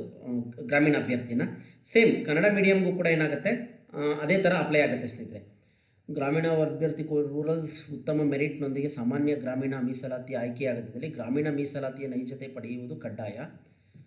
ಗ್ರಾಮೀಣ ಮೀಸಲಾತಿ ಕೋರಿದ ಸಾಮಾನ್ಯ ವರ್ಗದ ಅಭ್ಯರ್ಥಿಗಳು ನೋಡಿ GM ಅಭ್ಯರ್ಥಿಗಳು ಓಕೆನಾ, ಉತ್ತಮ ಮೆರಿಟ್ನೊಂದಿಗೆ ಸಾಮಾನ್ಯ ಗ್ರಾಮೀಣ ಮೀಸಲಾತಿಯಲ್ಲಿ ಆಯ್ಕೆಯಾದಲ್ಲಿ, ಅರ್ಥ ಆಯ್ತಲ್ಲ. ಈಗ GM ಆಗಿದ್ದು ಗ್ರಾಮೀಣ ಮೀಸಲಾತಿಯಡಿ ಆಯ್ಕೆ ಆಯಿತು. ಗ್ರಾಮೀಣ ಮೀಸಲಾತಿ ನೈಜತೆ ಪಡೆಯುವುದು ಕಡ್ಡಾಯ. ಓಕೆನಾ. ಹಾಗಾಗಿ ನೈಜತೆ ಬಾರದಿದ್ದಲ್ಲಿ ತಿರಸ್ಕೃತಗೊಂಡಲ್ಲಿ ಅಂತಹ ಅಭ್ಯರ್ಥಿಯು ಮುಖ್ಯ ಆಯ್ಕೆ ಪಟ್ಟಿಯಲ್ಲಿ GM OT, GM women, GM Kannada, ex service man cut ಆಫ್ಗಿಂತಲೂ ಹೆಚ್ಚು ಮೆರಿಟ್ ಹೊಂದಿದ್ದರೂ ಸಹ ಈಗಾಗಲೇ ಆಯ್ಕೆಯಾಗಿರುವ ಆಯ್ಕೆ ಗುಂಪು ಎಂದು ಪ್ರವರ್ಗ ಬದಲಾಯಿಸಿ ನೇಮಕಾತಿ ನೀಡಲು ಅವಕಾಶ ಇರೋದಿಲ್ಲ. ಹಾಗಾಗಿ GM ಅಭ್ಯರ್ಥಿಗಳು ಸರ್ಟಿಫಿಕೇಟ್ಗಳನ್ನ ಇಟ್ಕೊಳ್ಳುವಂಥ ವಿಚಾರದಲ್ಲಿ ತುಂಬ ಎಚ್ಚರಿಕೆಯಿಂದ ಇರಿ. ಇದು GM ಅಭ್ಯರ್ಥಿಗಳಿಗೆ ಸಂಬಂಧಪಟ್ಟಿದ್ದು. ನೋಡಿ, ಇದೊಂದು ಪಾಯಿಂಟನ್ನು ನೋಡ್ಕೊಳ್ಳಿ. GM ಅಭ್ಯರ್ಥಿಗಳು ಇದೆಲ್ಲ ಕೂಲಂಕುಷವಾಗಿ ಓದ್ಕೊಳ್ಳಿ. ಏನಾದರೂ ಡೌಟ್ ಇದ್ದರೆ ವಾಟ್ಸಪ್ ಗ್ರೂಪ್ಗಳಲ್ಲಿ ಅಥವಾ ನೀವು ಟೆಲಿಗ್ರಾಮ್ ಗ್ರೂಪಲ್ಲಿ ಇಂಡಿವಿಜುವಲ್ ಆಗಿ ಮೆಸೇಜ್ ಮಾಡಬೇಕಾಗುತ್ತೆ. ನೋಡೋಣ, ಏನಾದರೂ ನಿಮಗೆ ಇದಕ್ಕೆ ಸಂಬಂಧಪಟ್ಟ ಗೊಂದಲಗಳಿದ್ದರೆ ಕೇಳಿ. ಇನ್ನು ಕನ್ನಡ ಮಾಧ್ಯಮವೂ ಕೂಡ ಇದು ಏನು ಆಸು 71 ಸೇನಾನಿ 2001 ದಿನಾಂಕ 24/10/2022 ಅನ್ವಯ ಅಂತೇಳಿ ಆದೇಶ ಸಂಖ್ಯೆ ಇದ್ದರೆ ನೀವೇನು ಮಾಡ್ಬೋದು, ಇದನ್ನು ಸರ್ಟಿಫಿಕೇಟನ್ನು ಹಿಂದೆ ಮಾಡಿಸಿದ್ರು ಕೂಡ ಅದೇ ನಡೆಯುತ್ತೆ ಸ್ನೇಹಿತರೆ, ಏನು ತೊಂದರೆ ಇಲ್ಲ. ಓಕೆನಾ. ಡೇಟ್ ಹಳೇದಾದರೂ ಕೂಡ ಈ ಆದೇಶ ಸಂಖ್ಯೆ ಇರಬೇಕು, ಏಕೆಂದರೆ ಅದೇನು ಚೇಂಜ್ ಆಗೋದಿಲ್ಲ. ಕನ್ನಡ ಮೀಡಿಯಮ್ ಅಂದರೆ ಕನ್ನಡ ಮೀಡಿಯಮೇ, ರೂರಲ್ ಅಂದರೆ ರೂರಲ್ಲೇ. ಹಾಗಾಗಿ ಅದು ವಿಚಾರಗಳನ್ನ ನೆನ್ಪಿಟ್ಕೊಳ್ಳಿ. ಓಕೆ. ನೆಕ್ಸ್ಟು ಇಷ್ಟು ವಿಚಾರಗಳಿರುತ್ತೆ. ಮುಂದೆ ಅಂಗವಿಕಲ ಅಭ್ಯರ್ಥಿಗಳು ಅವ್ರ ಸರ್ಟಿಫಿಕೇಟನ್ನು ಇಟ್ಕೊಳ್ತೀರಿ. ಯೋಜನಾ ನಿರಾಶ್ರಿತ ಅವರು ಅವ್ರ ಸರ್ಟಿಫಿಕೇಟ್, ತೃತೀಯ ಲಿಂಗಿಗಳು ಅವರು ಕೂಡ ಅವ್ರ ಸರ್ಟಿಫಿಕೇಟನ್ನು ಇಟ್ಕೊಳ್ತೀರಿ. ಸೇವಾ ನಿರತ ಅಭ್ಯರ್ಥಿ ನೋಡಿ ಇಲ್ಲಿ ಬಂತು. ಇನ್ ಕೇಸ್ ಏನಾದರೂ ಈಗಾಗಲೇ ಶಾಲಾ ಶಿಕ್ಷಣ ಸರ್ಕಾರಿ ಶಾಲೆಯಲ್ಲಿ ಕಾರ್ಯನಿರ್ವಹಿಸುತ್ತಿರುವ ಶಿಕ್ಷಕರೊಬ್ಬರು ಅವರು ಯಾವ ವೃಂದದ ಹುದ್ದೆಯನ್ನು ಹೊಂದಿರುತ್ತಾರೆಯೋ ಅದೇ ವೃಂದದ ಹುದ್ದೆಗೆ ವಿಶೇಷ ನಿಯಮಗಳಡಿ ಅರ್ಜಿಯನ್ನು ಸಲ್ಲಿಸಲು ಅವಕಾಶ ಇರೋದಿಲ್ಲ. ಇದೊಂದು ನಿಮ್ಮೆಲ್ಲರಿಗೂ ಕೂಡ ಖುಷಿ ವಿಚಾರನೇ. ಅಪಾಯಿಂಟ್ ಆದವರು ಅಪಾಯಿಂಟ್ ಆಗ್ತಾ ಇರ್ತಾರೆ ಸ್ನೇಹಿತರೆ. ಏನಂದರೆ ಇವಾಗ ಎಲ್ಲೋ ದೂರ ಹೋಗ್ಬಿಟ್ಟಿರ್ತಾರೆ, ಈ ಕಡೆ ಬೆಂಗಳೂರು ಕಡೆಯಿಂದ ಗುಲ್ಬರ್ಗ ಸೈಡು, ಬಿಜಾಪುರ ಸೈಡ್ ಹೋಗ್ಬಿಟ್ಟಿರ್ತಾರೆ, ಅಥವಾ ಬಿಜಾಪುರದಿಂದ ಈ ಕಡೆ ರಾಮನಗರ, ಬೆಂಗಳೂರು ಗ್ರಾಮಾಂತರ ಈ ಸೈಡ್ ಬಂದುಬಿಟ್ಟಿರ್ತಾರೆ, ಅಪಾಯಿಂಟ್ ಆಗಿರ್ತಾರೆ. ಮತ್ತೇನು ಮಾಡ್ತಾರೆ ಅವರು, ನಮ್ಮ ಸ್ವಂತ ಜಿಲ್ಲೆಗಳಿಗೆ ಹೋಗಬೇಕು ಅಂತ ಮತ್ತೆ ಎಕ್ಸಾಮ್ ಬರೆಯುವಂಥ ಸಾಧ್ಯತೆಗಳಿದ್ದಾವೆ. ಇವಾಗ GPT ಹುದ್ದೆ ಅಂದರೆ ಮತ್ತೆ GPT ಹುದ್ದೆಗಳನ್ನ ಬರೆಯೋದಕ್ಕೆ. ಆಗ ಹೊರಗಡೆ ಇರ್ತಕ್ಕಂಥ ಅಭ್ಯರ್ಥಿಗಳಿಗೆ ಇದು ಅನ್ಯಾಯ ಆಗ್ತಾಯಿತ್ತು. ಸರ್ಕಾರ ಅದನ್ನು ಮನದಲ್ಲಿಟ್ಕೊಂಡು ನಿಮ್ಮೆಲ್ಲರಿಗೂ ಕೂಡ ಒಂದು ಒಳ್ಳೆಯ ಅವಕಾಶವನ್ನು ಮಾಡಿಕೊಟ್ಟಿದೆ. ಅವರು ಅದೇ ಕೆಡರಲ್ಲಿರುವಂಥವ್ರು ಮತ್ತೆ ಅದೇ ಕೆಡರ್ ಹುದ್ದೆಗೆ ಅಪ್ಲಿಕೇಶನ್ ಹಾಕೋದಕ್ಕೆ ಸಾಧ್ಯ ಇಲ್ಲ. ಇನ್ ಸರ್ವಿಸಲ್ಲಿ ಆಲ್ರೆಡಿ ಇವಾಗ ಅಪಾಯಿಂಟ್ ಆಗಿರುವಂಥವ್ರು. ನೆಕ್ಸ್ಟು ಪರೀಕ್ಷಾ ಕೇಂದ್ರ ನಾವು ಜಿಲ್ಲೆಯ ವ್ಯಾಪ್ತಿಯ ಸ್ಥಳದಲ್ಲೇ ನಡೆಸಲಾಗುತ್ತಂತೆ, ಅದನ್ನು ನೋಡ್ಕೊಳ್ಳಿ. ನೆಕ್ಸ್ಟು ಪರೀಕ್ಷೆಯ ವಿವರಗಳು. ಸರ್ಕಾರಿ ಪ್ರಾಥಮಿಕ ಶಾಲಾ ಪದವೀಧರ ಶಿಕ್ಷಕರು 6ರಿಂದ 8, ಗಣಕ ವಿಜ್ಞಾನ ಶಿಕ್ಷಕರು 1ರಿಂದ 8 ನೇಮಕಾತಿ ಪರೀಕ್ಷೆಗೆ ಸಂಬಂಧಪಟ್ಟಂತೆ ವೇಳಾಪಟ್ಟಿ ಇಲ್ಲಿದೆ ಸ್ನೇಹಿತರೆ. ಇದು 2 ಹುದ್ದೆಗೆ GPT ವರೆಗೂ ಮತ್ತು ಕಂಪ್ಯೂಟರ್ ಟೀಚರ್ ನೇಮಕಾತಿಗೆ ಸಂಬಂಧಪಟ್ಟಾಗೆ 8/10/2026 ಬೆಳಗ್ಗೆ ಕಾಮನ್ ಪೇಪರ್, ಎಲ್ರಿಗೂ ಕೂಡ ಜನರಲ್ ಪೇಪರ್ ಇರ್ತದೆ. ಇನ್ನು ಆಫ್ಟರ್ನೂನ್ ಸೆಷನ್ ಅವತ್ತೇ 8ನೇ ತಾರೀಕಿನೇ ಗಣಕ ವಿಜ್ಞಾನ ಶಿಕ್ಷಕರಿಗೆ ಪರೀಕ್ಷೆ ಇರುತ್ತೆ, ಕಂಪ್ಯೂಟರ್ ಟೀಚರ್ಗೆ. ಇನ್ನು 9ನೇ ತಾರೀಕು ಪೇಪರ್ 2 ಸಮಾಜ ವಿಜ್ಞಾನ ಶಿಕ್ಷಕರು, ಜೀವ ವಿಜ್ಞಾನ ಶಿಕ್ಷಕರಿಗೆ ಇರುತ್ತೆ. ಜೊತೆಗೆ ಆಫ್ಟರ್ನೂನು ಗಣಿತ ವಿಜ್ಞಾನ ಶಿಕ್ಷಕರಿಗೆ ಆಫ್ಟರ್ನೂನ್ ಎಕ್ಸಾಮ್ ಇರುತ್ತೆ. 10ನೇ ತಾರೀಕು ಪತ್ರಿಕೆ 2 ಭಾಷಾ ಶಿಕ್ಷಕರು ಮತ್ತು ಪತ್ರಿಕೆ 2 ಭಾಷಾ ಶಿಕ್ಷಕರು ಕನ್ನಡ ಮತ್ತು ಆಂಗ್ಲ ಮಾಧ್ಯಮ ಇವರಿಗೆ ಏನಾಗಿರುತ್ತೆ ಪರೀಕ್ಷೆ ಇರುತ್ತೆ. ಇನ್ನು ಏನು ಪ್ಯಾಟ್ರನ್ ಪರೀಕ್ಷೆದು 100 ಮಾರ್ಕ್ಸ್ಗೆ ನಾವು ಮಲ್ಟಿಪಲ್ ಚಾಯ್ಸ್ ಅಂತ ಹೇಳಿಬಿಟ್ವಿ. ಪೇಪರ್ 1 ಸಾಮಾನ್ಯ ಜ್ಞಾನ 15 ಮಾರ್ಕ್ಸಿಗೆ ಸ್ನೇಹಿತರೆ. ಇದು ಸ್ವಲ್ಪ HSTRಲ್ಲಿ ಬದಲಾವಣೆ ಇದೆ, 20 ಮಾರ್ಕ್ಸಿಗೆ ಕೊಟ್ಬಿಟ್ಟಿದ್ದಾರೆ HSTRಲ್ಲಿ. GPSTRಲ್ಲಿ ಸಾಮಾನ್ಯ ಜ್ಞಾನ 15 ಮಾರ್ಕ್ಸು, ಪ್ರಚಲಿತ ಘಟನೆಗಳು 15 ಮಾರ್ಕ್ಸು, ನೋಡಿ, ಸಾಮಾನ್ಯ ಕನ್ನಡ 10 ಮಾರ್ಕ್ಸು, ಸಾಮಾನ್ಯ ಇಂಗ್ಲೀಷ್ 10 ಮಾರ್ಕ್ಸು, ಶೈಕ್ಷಣಿಕ ಮನೋವಿಜ್ಞಾನ 15 ಮಾರ್ಕ್ಸು, ಗಣಕಯಂತ್ರ ಸಾಕ್ಷರತೆ 15, ಮೌಲ್ಯ ಮತ್ತು ಆರೋಗ್ಯ ಶಿಕ್ಷಣ 20 ಮಾರ್ಕ್ಸು. ಇದನ್ನು ಸ್ವಲ್ಪ ಚೇಂಜ್ ಮಾಡಿದ್ದಾರೆ ಸ್ನೇಹಿತರೆ. ಓಕೆನಾ, ನೋಡ್ಕೊಳ್ಳಿ, ಸೇಮ್ ಎಲ್ಲರಿಗೂ ಒಂದೇ ಸಿಲೆಬಸ್ ಇದೆ ಸ್ನೇಹಿತರೆ. ನಾನು ಆಲ್ರೆಡಿ ಹೇಳಿದ್ದೆ ಸ್ನೇಹಿತರೆ, ಸಾಮಾನ್ಯ ಕನ್ನಡಕ್ಕೆ ಸಂಬಂಧಪಟ್ಟ ಹಾಗೆ ನಮ್ಮಲ್ಲಿ ಸಾಕಷ್ಟು ವಿಡಿಯೋಗಳಿದ್ದಾವೆ ಸ್ನೇಹಿತರೆ. GPSTR ಕನ್ನಡ ವಿಡಿಯೋ ಇವತ್ತು ನಾಳೆ ಅಪ್ಲೋಡ್ ಮಾಡ್ತೀನಿ ಸ್ನೇಹಿತರೆ. ಇದುವರೆಗೂ 2015ರಿಂದ 2022ರವರೆಗೆ ನಡೆದಿರ್ತಕ್ಕಂಥ ಎಲ್ಲ ಪರೀಕ್ಷೆಗಳ ಪ್ರಶ್ನೆ ಪತ್ರಿಕೆಗಳನ್ನು ಘಟಕವಾರು ನಾನು ಶೀಘ್ರದಲ್ಲೇ ಅಪ್ಲೋಡ್ ಮಾಡ್ಕೊಡ್ತೀನಿ. ಅದು ಸಾಮಾನ್ಯ ಕನ್ನಡಕ್ಕೆ ಸಾಕಾಗುತ್ತೆ. ಜೊತೆಗೆ ನಮ್ಮ ಸಂಪೂರ್ಣ ವ್ಯಾಕರಣ ತರಗತಿಗಳಿದ್ದಾವೆ ಸ್ನೇಹಿತರೆ. ಸಂಪೂರ್ಣ ವ್ಯಾಕರಣ ತರಗತಿ, ಅಲಂಕಾರ ಛಂದಸ್ಸು ಸಪ್ರೇಟ್ ವಿಡಿಯೋಗಳಿದ್ದಾವೆ. ಅದರ ಮಿಕ್ಕಿದ ಎಲ್ಲ ವಿಡಿಯೋಗಳು ಇತ್ತೀಚಿನ ಪರೀಕ್ಷೆಗಳ ಆಧಾರದ ಮೇಲೆ ವಿಡಿಯೋವನ್ನು ಮಾಡಿಕೊಟ್ಟಿದ್ದೀನಿ ಸ್ನೇಹಿತರೆ, ನೋಡಿ. ಜೊತೆಗೆ ಹಳೆಯ ಪ್ರಶ್ನೆ ಪತ್ರಿಕೆಗಳ ಒಂದು ವಿಡಿಯೋನೂ ಇದೆ, ಸಂಪೂರ್ಣ ವ್ಯಾಕರಣದ 2 ವಿಡಿಯೋ ಇದ್ದಾವೆ, ನೋಡಿ. ಜೊತೆಗೆ GPSTR ಕನ್ನಡ ಪೇಪರನ್ನು ನೋಡಿಬಿಟ್ರೆ ನಿಮಗೆ 10 ಮಾರ್ಕ್ಸಿಗೆ ಏನು ಕಾಮನ್ ಆಗಿ ತುಂಬ ಬೇಸಿಕ್ ನಾಲೆಡ್ಜಲ್ಲಿ ಕೇಳೋದ್ರಿಂದ ಸಾಮಾನ್ಯ ಕನ್ನಡಕ್ಕೆ ನಮ್ಮ ವ್ಯಾಕರಣ ಸಫಿಷಿಯೆಂಟ್ ಸಾಕಾಗುತ್ತೆ ಸ್ನೇಹಿತರೆ. ಶೈಕ್ಷಣಿಕ ಮನೋವಿಜ್ಞಾನ ಮತ್ತು ಮಾನವ ಅಭಿವೃದ್ಧಿ ಅಂತ ಸೇರಿಸಿದ್ದಾರೆ. ಇದಕ್ಕೆ ಸಂಬಂಧಪಟ್ಟ ಹಾಗೆ ಸ್ನೇಹಿತರೆ ನಾನು ನಮ್ಮದು TET ಮತ್ತು GPSTR ಪತ್ರಿಕೆಗಳು ಆಲ್ರೆಡಿ ಅಪ್ಲೋಡ್ ಮಾಡಿ ಕೊಟ್ಬಿಟ್ಟಿದ್ದೀನಿ ಸ್ನೇಹಿತರೆ. ಅವುಗಳನ್ನ ನೋಡಿ, ಸಫಿಷಿಯೆಂಟ್ ಸಾಕಾಗುತ್ತೆ ನಿಮಗೆ. ಏನಂತಂದರೆ ಘಟಕವಾರು ಕೊಟ್ಬಿಟ್ಟಿದ್ದೀನಿ ಸ್ನೇಹಿತರೆ. ಏನಂದರೆ ವರ್ತನೆ ಅಂತ ತಗೊಳ್ಳಿ, TET ಮತ್ತು GPSTR ಅನ್ನು ನೋಡಿಬಿಟ್ರೆ ನೀವೆಲ್ಲ ಪರೀಕ್ಷೆಗಳಿಗೂ ಕೂಡ ಸಾಕಾಗುತ್ತೆ ಸ್ನೇಹಿತರೆ. ಅಷ್ಟು ನಾಲೆಡ್ಜ್ ಇದೆ. ವರ್ತನೆ ಅಂತಂದರೆ ಅದನ್ನು ಇವತ್ತು ಸಂಜೆ ಅಪ್ಲೋಡ್ ಮಾಡ್ತೀನಿ ವಿಡಿಯೋನ, ನೋಡ್ಕೊಳ್ಳಿ ನಿಮಗೆ ಹೇಗೆ ನಮ್ಮ ವಿಡಿಯೋಗಳಿದ್ದಾವೆ, ನಿಮ್ಗೆ ಏನು ಅನುಕೂಲ ಆಗ್ತವೆ ಅಂತೇಳಿ. ಗಣಕಯಂತ್ರ ಸಾಕ್ಷರತೆ ಕೂಡ ಸ್ನೇಹಿತರೆ ಮಾಡಿಕೊಟ್ಟಿದ್ದೀನಿ. 2015ರಿಂದ 2022ರವರೆಗಿನ GPSTR ಪತ್ರಿಕೆಯಲ್ಲಿ ಗಣಕ ಸಾಕ್ಷರತೆ ಮೇಲೆ ಏನೆಲ್ಲ ಪ್ರಶ್ನೆಗಳನ್ನ ಕೇಳಿದ್ದಾರೆ ಎಲ್ಲರಿಗೂ ಇರುತ್ತೆ. ಜೊತೆಗೆ ಕಂಪ್ಯೂಟರ್ ಟೀಚರ್ಗೂ ಕೂಡ ಅನುಕೂಲ ಆಗುತ್ತೆ. ಮೌಲ್ಯ ಶಿಕ್ಷಣ ಮತ್ತು ಆರೋಗ್ಯ ಶಿಕ್ಷಣನೂ ಕೂಡ ಸ್ನೇಹಿತರೆ ಕೊಟ್ಬಿಟ್ಟಿದ್ದೀನಿ. ಸೇಮ್ 2015ರಿಂದ 2022ರವರೆಗಿನ ಪೇಪರಲ್ಲಿ ಯಾವ್ಯಾವ ರೀತಿ ಪ್ರಶ್ನೆಗಳು ಬಂದಿದ್ದಾವೆ ಅಂತೇಳಿ ಅಲ್ಲಿ ಕಟ್ಕೊಡೋ ಪ್ರಯತ್ನವನ್ನು ಮಾಡಿದ್ದೀನಿ, ನೋಡಿ. ನಿಮಗೆ ಸಾಕಷ್ಟು ಅನುಕೂಲ ಆಗುತ್ತೆ. ಇನ್ನು ಪ್ರಚಲಿತ ವಿದ್ಯಮಾನಗಳು, ಒಂದು ವಿಲೇಜ್ ಅಕೌಂಟೆಂಟಿಗೆ ಸಂಬಂಧಪಟ್ಟಾಗ ಒಂದಷ್ಟು ವಿಡಿಯೋಗಳನ್ನೆಲ್ಲ ಅಪ್ಲೋಡ್ ಮಾಡಿದ್ದೀನಿ. ಸಾಮಾನ್ಯ ಜ್ಞಾನ ಅಂದರೆ ಸ್ನೇಹಿತರೆ ಇದರಲ್ಲಿ ಎಲ್ಲ ಇನ್ಕ್ಲೂಡ್ ಆಗುತ್ತೆ. ಸೋಷಿಯಲ್ಲು, ಸೈನ್ಸು, ಇವೆಲ್ಲವೂ ಕೂಡ ಇನ್ಕ್ಲೂಡ್ ಆಗೋದ್ರಿಂದ ನೀವೇನು ಮಾಡಿ ಅಲ್ಲಿ ನೋಡಿ. ಬಟ್ ಇಲ್ಲಿ ಇದು ಇಲ್ಲ ಸ್ನೇಹಿತರೆ, ನಮಗೆ HSTR ಇರೋ ಥರ ಏನು ಮೆಂಟಲ್ ಎಬಿಲಿಟಿ ಇಲ್ಲ, ಮಾನಸಿಕ ಸಾಮರ್ಥ್ಯ ಪ್ರಶ್ನೆ, ಮೆಂಟಲ್ ಎಬಿಲಿಟಿ ಕ್ವಶನ್ಗಳು ಇಲ್ಲಿ ಇಲ್ಲ. ಹಾಗಾಗಿ ಇದು ಒಂದು ವಿಚಾರ ಹೈಸ್ಕೂಲ್ ಟೀಚರ್ಗಳಿಗೆ ಇದೆ. ಹಾಗಾಗಿ ಈ ಪಾಯಿಂಟನ್ನು ಕೂಡ ನೋಡ್ಕೊಳ್ಳಿ. ಇದು 100 ಮಾರ್ಕ್ಸ್ಗಳಿಗಿರುತ್ತೆ. ಇನ್ನು ಎರಡನೇದು ಅವರ ಕಂಟೆಂಟ್ ಓರಿಯೆಂಟೆಡ್ ಸ್ನೇಹಿತರೆ. ಕನ್ನಡ ಭಾಷೆ ಅಂತಂದರೆ ಅವರು ವಸ್ತುನಿಷ್ಠ ಮಾದರಿ 100 ಅಂಕಗಳಿಗೆ ಬರೀಬೇಕಾಗುತ್ತೆ. ಇಂಗ್ಲೀಷ್ ಶಿಕ್ಷಕರು ಅವರು ವಸ್ತುನಿಷ್ಠ, ಅವರದು ಸಬ್ಜೆಕ್ಟ್ ಓರಿಯೆಂಟೆಡು. ಹಾಗಾಗಿ ಈ ಸಲ ವಿವರಣಾತ್ಮಕ ಪ್ರಶ್ನೆ ಇಲ್ಲದಲ್ಲಿರೋದು ನಮಗೆ ಖುಷಿ ವಿಚಾರ. ಎಲ್ಲರಿಗೂ ಕೂಡ ಅವರವರೇ. ಇನ್ನು ಸೋಷಿಯಲ್ ಸೈನ್ಸ್ ಬಂದರೆ ಇತಿಹಾಸ, ಅರ್ಥಶಾಸ್ತ್ರ, ರಾಜ್ಯಶಾಸ್ತ್ರ, ವ್ಯವಹಾರ ಅಧ್ಯಯನ, ಇದನ್ನು ಸ್ನೇಹಿತರೆ ಸಂಪೂರ್ಣವಾಗಿ ಕಟ್ಕೊಟ್ಟಿದ್ದೀನಿ ಸ್ನೇಹಿತರೆ. GPSTR ಸೋಷಿಯಲ್ ಸೈನ್ಸು ಎಲ್ಲವೂ ಇದ್ದಾವೆ. ಇತಿಹಾಸ ಸಪ್ರೇಟ್ ವಿಡಿಯೋ ಇದೆ. TET ಮತ್ತು GPSTR ನೋಡಿಬಿಟ್ರೆ ನಿಮಗೆ ಸಾಕಾಗುತ್ತೆ. ನಮ್ಮ TET ಮತ್ತು GPSTR ವಿಡಿಯೋಗಳನ್ನ ಬೇರೆಯವರು ನೋಡಿ. ಯಾಕೆ ಅಂತಂದರೆ ಇಲ್ಲಿ ಜನರಲ್ ಪೇಪರ್ ಇರೋದ್ರಿಂದ, ಸಾಮಾನ್ಯ ಜ್ಞಾನ ಪೇಪರ್ ಇರೋದ್ರಿಂದ, ಹಿಸ್ಟ್ರಿ ಮೇಲೆ ಸಾಕಷ್ಟು ಪ್ರಶ್ನೆಗಳು, ಜಿಯೋಗ್ರಫಿ ಮೇಲೆ ಬರೋದ್ರಿಂದ ಪ್ರತ್ಯೇಕ ವಿಡಿಯೋಗಳಿದ್ದಾವೆ. ಟೆಲಿಗ್ರಾಮ್ ಮತ್ತು ವಾಟ್ಸಪ್ ಗ್ರೂಪಿಗೆ ಜಾಯ್ನ್ ಆಗಿ ಪ್ರತಿಯೊಂದು ವಿಡಿಯೋವನ್ನು ಮತ್ತೆ ನಾನು ಇನ್ನೊಂದು ಸಲ ಗ್ರೂಪಲ್ಲಿ ಅಪ್ಲೋಡ್ ಮಾಡ್ತೀನಿ ಸ್ನೇಹಿತರೆ, ನೋಡಿ. ಪರೀಕ್ಷಾ ದೃಷ್ಟಿಯಿಂದ ಸಾಕಷ್ಟು ಅನುಕೂಲ ಆಗೋ ರೀತಿಯಲ್ಲಿ ತುಂಬ ಅನಾಲಿಸಿಸ್ ಮಾಡಿನೇ ಕಟ್ಕೊಟ್ಟಿದ್ದೀನಿ ಅಂತ ಹೇಳ್ತಾ ಇದಿಷ್ಟು ವಿಚಾರಗಳು ಸ್ನೇಹಿತರೆ. OMR ಅಲ್ಲಿ ಎಲ್ಲೂ ನೆಗೆಟಿವ್ ಮಾರ್ಕ್ಸ್ ಬಗ್ಗೆ ಮೆನ್ಷನ್ ಮಾಡಿಲ್ಲ ಸ್ನೇಹಿತರೆ. ಪ್ರತಿ ಪ್ರಶ್ನೆಗೆ 4 ಆಯ್ಕೆಗಳನ್ನ ಕೊಟ್ಟಿರ್ತಾರಂತೆ. ಅದರಲ್ಲಿ 4 ಆಯ್ಕೆಗಳಲ್ಲಿ ಯಾವುದನ್ನು ಒಂದನ್ನು ವೃತ್ತವನ್ನು ಶೇಡ್ ಮಾಡಬೇಕಾಗತ್ತೆ. ಆ 4ಕ್ಕೂ ನಮ್ಗೆ ಏನಾದರೂ ಆನ್ಸರ್ ಗೊತ್ತಿಲ್ಲ ಅಂದರೆ ABCDನಲ್ಲಿ 5ನೇ ವೃತ್ತವನ್ನು ಕಡ್ಡಾಯವಾಗಿ ಶೇಡ್ ಮಾಡಬೇಕು ಅಂತ ಹೇಳಿದ್ದಾರೆ ಸ್ನೇಹಿತರೆ. ಓಕೆನಾ, ಈ 5ನೇ ವೃತ್ತವನ್ನು ಶೇಡ್ ಮಾಡೋದಕ್ಕೆ ಕೊನೆಯ ಬೆಲ್ ಆದ ನಂತರ ನಮಗೆ 5 ನಿಮಿಷಗಳ ಅವಕಾಶವನ್ನು ಕೊಟ್ಟಿರ್ತಾರಂತೆ, ಕೊನೆಯ 5 ನಿಮಿಷ. ಇನ್ ಕೇಸ್ 5ನೇ ವೃತ್ತವನ್ನು ಕಡ್ಡಾಯವಾಗಿ ಶೇಡ್ ಮಾಡುವುದು, ಒಂದು ವೇಳೆ 5ನೇ ವೃತ್ತವನ್ನು ಯಾವುದಕ್ಕೂ ಶೇಡ್ ಮಾಡದೇ ಇದ್ದಲ್ಲಿ ಅಂತಹ ಪ್ರಶ್ನೆಗೆ ಅನುಗುಣವಾಗಿ ಗಳಿಸಿದ ಅಂಕದಲ್ಲಿ ಪ್ರತಿ ಅಂತಹ ಪ್ರಶ್ನೆಯಿಂದ 0.25 ಇಲ್ಲಿ ನಾವು ಮೆನ್ಷನ್ ಮಾಡಲೇಬೇಕಾಗುತ್ತೆ. ಯಾವುದನ್ನು ಕೂಡ ಖಾಲಿ ಬಿಡೋಂಗಿಲ್ಲ. ಖಾಲಿ ಬಿಟ್ವಿ ಅಂದರೆ 1/4 ಮಾರ್ಕ್ಸು, 0.25 ಮಾರ್ಕ್ಸ್ ಏನಾಗ್ತವೆ ಕಳ್ಕೊಳ್ತಾ ಹೋಗ್ತೀವಿ. ಹಾಗಾಗಿ ಇಲ್ಲಿ ನೆಗೆಟಿವ್ ಮಾರ್ಕ್ಸ್ ಬಗ್ಗೆ ಏನು ಹೇಳಿಲ್ಲ ಸ್ನೇಹಿತರೆ. ಗೊತ್ತಿಲ್ಲ ಅಂತ ಹಾಕ್ಬಿಟ್ರೆ ನಮಗೆ ಮುಗಿದೋಯ್ತು. ಓಕೆನಾ, ಇಲ್ಲಿ ನೆಗೆಟಿವ್ ಮಾರ್ಕ್ಸ್ ಮೆನ್ಷನ್ ಮಾಡಿಲ್ಲ, ಅದೊಂದು ಖುಷಿ ವಿಚಾರ. ಸರಿನೋ ತಪ್ಪೋ ನೀವೇನು ಮಾಡಿಬಿಡಿ, 4 ಇದಕ್ಕೆ ಗೊತ್ತಿತ್ತ ಕರೆಕ್ಟ್ ಆನ್ಸರು ಏನು ಮಾಡಿ 4ರಲ್ಲಿ ಯಾವುದಕ್ಕಾದ್ರೂ ಒಂದಕ್ಕೆ ಶೇಡ್ ಮಾಡಿ. ಗೊಂದಲ ಇತ್ತಾ, ಯಾವುದು ಸರಿ ಅನಿಸುತ್ತೋ ಅದಕ್ಕೇನು ಮಾಡಿ ಶೇಡ್ ಮಾಡಿ. ನೆಗೆಟಿವ್ ಮಾರ್ಕ್ಸ್ ಬಗ್ಗೆ ಎಲ್ಲೂ ಕೂಡ ಹೇಳಿಲ್ಲ ಸ್ನೇಹಿತರೆ. ಓಕೆ, ಎಲ್ಲೂ ಕೂಡ ಹೇಳಿಲ್ಲ. ನಾನು 2 ಸಲ ನೋಡಿದೆ, ಎಲ್ಲೂ ಕೂಡ ನೆಗೆಟಿವ್ ಮಾರ್ಕ್ಸ್ ಬಗ್ಗೆ, ತಪ್ಪು ಉತ್ತರಗಳಿಗೆ ನೆಗೆಟಿವ್ ಮಾರ್ಕ್ಸ್ ಅಂತ ಎಲ್ಲೂ ಕೂಡ ಮೆನ್ಷನ್ ಇಲ್ಲ ಸ್ನೇಹಿತರೆ. ಓಕೆನಾ, ಯಾವ ಅಭ್ಯರ್ಥಿ OMR ಶೀಟ್ನಲ್ಲಿ ಯಾವುದೇ ಒಂದು ಪ್ರಶ್ನೆ ಉತ್ತರಕ್ಕಾಗಿ ನೀಡಿದ 4 ಆಯ್ಕೆ ಉತ್ತರಗಳಲ್ಲಿ ಯಾವುದನ್ನು ಶೇಡ್ ಮಾಡದೇ ಇದ್ದಲ್ಲಿ 5ನೇ ವೃತ್ತವನ್ನು ಕಡ್ಡಾಯವಾಗಿ ಶೇಡ್ ಮಾಡತಕ್ಕದ್ದು. ಓಕೆನಾ, ಹಾಗಾಗಿ ನೋಡ್ಕೊಳ್ಳಿ. OMR ಶೀಟನ್ನು ಮಡಿಸಬೇಡಿ. ಅದನ್ನು ಕ್ರಾಸ್ ಮಾರ್ಕನ್ನು ಮಾಡಬೇಡಿ, ವಿರೂಪಗೊಳಿಸಬೇಡಿ, ಅದೊಂದು ಎಚ್ಚರಿಕೆಯಿಂದ ನೆನ್ಪಿಟ್ಕೊಳ್ಳಿ. ಶೇಡ್ ಮಾಡಬೇಕಾದ್ರೆ ತುಂಬ ಎಚ್ಚರಿಕೆಯಿಂದ ಶೇಡ್ ಮಾಡಿ. ಉತ್ತರ ಪತ್ರಿಕೆಯಲ್ಲಿ ಶೇಡ್ ಮಾಡುವುದು ಯಾವುದೇ ಕಾರಣಕ್ಕೂ ಪೆನ್ನು, ಯಾವುದು ಒಂದೇ ಬಣ್ಣದ ಪೆನ್ನಿನಲ್ಲಿ ಏನು ಮಾಡಬೇಕಾಗತ್ತೆ, ಶೇಡ್ ಮಾಡಬೇಕಾಗತ್ತೆ. ಒಂದೇ ಬಣ್ಣದ ಪೆನ್ನು ನೋಡ್ಕೊಳ್ಳಿ. ಜೆಲ್ ಪೆನ್ನು, ಇಂಕ್ ಪೆನ್ನು ಇವುಗಳನ್ನೆಲ್ಲ ಬಳಸಬಾರ್ದಾಗಿರುತ್ತೆ. ನೆಕ್ಸ್ಟು ಕೀ ಉತ್ತರಗಳನ್ನೆಲ್ಲ ಪ್ರಕಟ ಮಾಡ್ತಾರೆ. ಆಮೇಲೆ ನೋಡೋಣ ಫಲಿತಾಂಶ ಕೂಡ 1:2 ಲಿಸ್ಟಲ್ಲಿ ಇದು ಮಾಡ್ತಾರೆ. ತಾತ್ಕಾಲಿಕ ಪಟ್ಟಿ ಆಯ್ಕೆ ಮಾಡ್ತಾರೆ. TET ಪರೀಕ್ಷೆ ಶಿಕ್ಷಕರ ಕೊಲಿಸಿರುವ ಅಂಕಗಳನ್ನು ಪರಿಗಣಿಸಿ ಪರ್ಸೆಂಟೇಜ್ ಆಗ್ತಲ್ಲ, ಅಂದರೆ ಎಲ್ಲವನ್ನು ಪರಿಗಣಿಸಿ ಏನು ಮಾಡ್ತಾರೆ, ಪರ್ಸೆಂಟೇಜ್ ಹಾಕ್ಬಿಟ್ಟು ನಮಗೆ ಮೆರಿಟ್ ಲಿಸ್ಟನ್ನು ಬಿಡ್ತಾರೆ. ಅದನ್ನೆಲ್ಲ ಆಮೇಲೆ ನೋಡೋಣ. ಆಯ್ಕೆ ಪಟ್ಟಿ ಕೂಡ 1:2 ಕರೀತಾರೆ.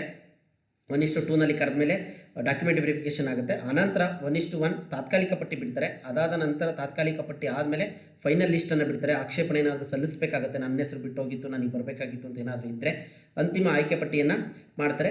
ನೆಕ್ಸ್ಟು ಹೆಚ್ಚುವರಿ ಪಟ್ಟಿಯನ್ನು ಕೂಡ ಬಿಡ್ತೀವಿ ಅಂತ ಹೇಳಿದ್ದಾರೆ ಸ್ನೇಹಿತರೆ. ಇನ್ ಕೇಸ್ ಯಾರಾದರೂ ನಿಗದಿತ ಸಮಯದಲ್ಲಿ ಕರ್ತವ್ಯಕ್ಕೆ, ಇವಾಗ 1:1 ಅವ್ರಿಗೆ ಆರ್ಡ್ರನ್ನು ಕೊಡ್ತಾರೆ. ಅವ್ರು ಏನಾದರೂ ಕರ್ತವ್ಯಕ್ಕೆ ಹಾಜರಾಗಲಿಲ್ಲ ಅಂದರೆ, ಹೋಗಿ ಆರ್ಡ್ರ್ ಕಾಪಿ ಇಸ್ಕೊಂಡು ಸ್ಕೂಲಲ್ಲಿ ರಿಪೋರ್ಟ್ ಮಾಡ್ಕೊಂಡಿಲ್ಲ ಅಂದರೆ ಅದೇ ವೃಂದದ ಅದೇ ರಿಸರ್ವೇಷನ್ಲಿರ್ತಕ್ಕಂಥ ನೆಕ್ಸ್ಟ್ ಅಭ್ಯರ್ಥಿಗೆ ಏನಾಗ್ತಾರೆ, ಆ ಹುದ್ದೆಯನ್ನು ಕೊಡ್ತೀವಿ ಸೆಕೆಂಡ್ ಲಿಸ್ಟಲ್ಲಿ ಅಂತ ಹೇಳಿದ್ದಾರೆ. ಅದು 10% ಮೀಸಲಾತಿ ಇದನ್ನು ಮೀರಬಾರ್ದು ಅಂತ ಕೂಡ ಇದೆ. ಅದೆಲ್ಲ ನೆಕ್ಸ್ಟ್ ನೋಡೋಣ.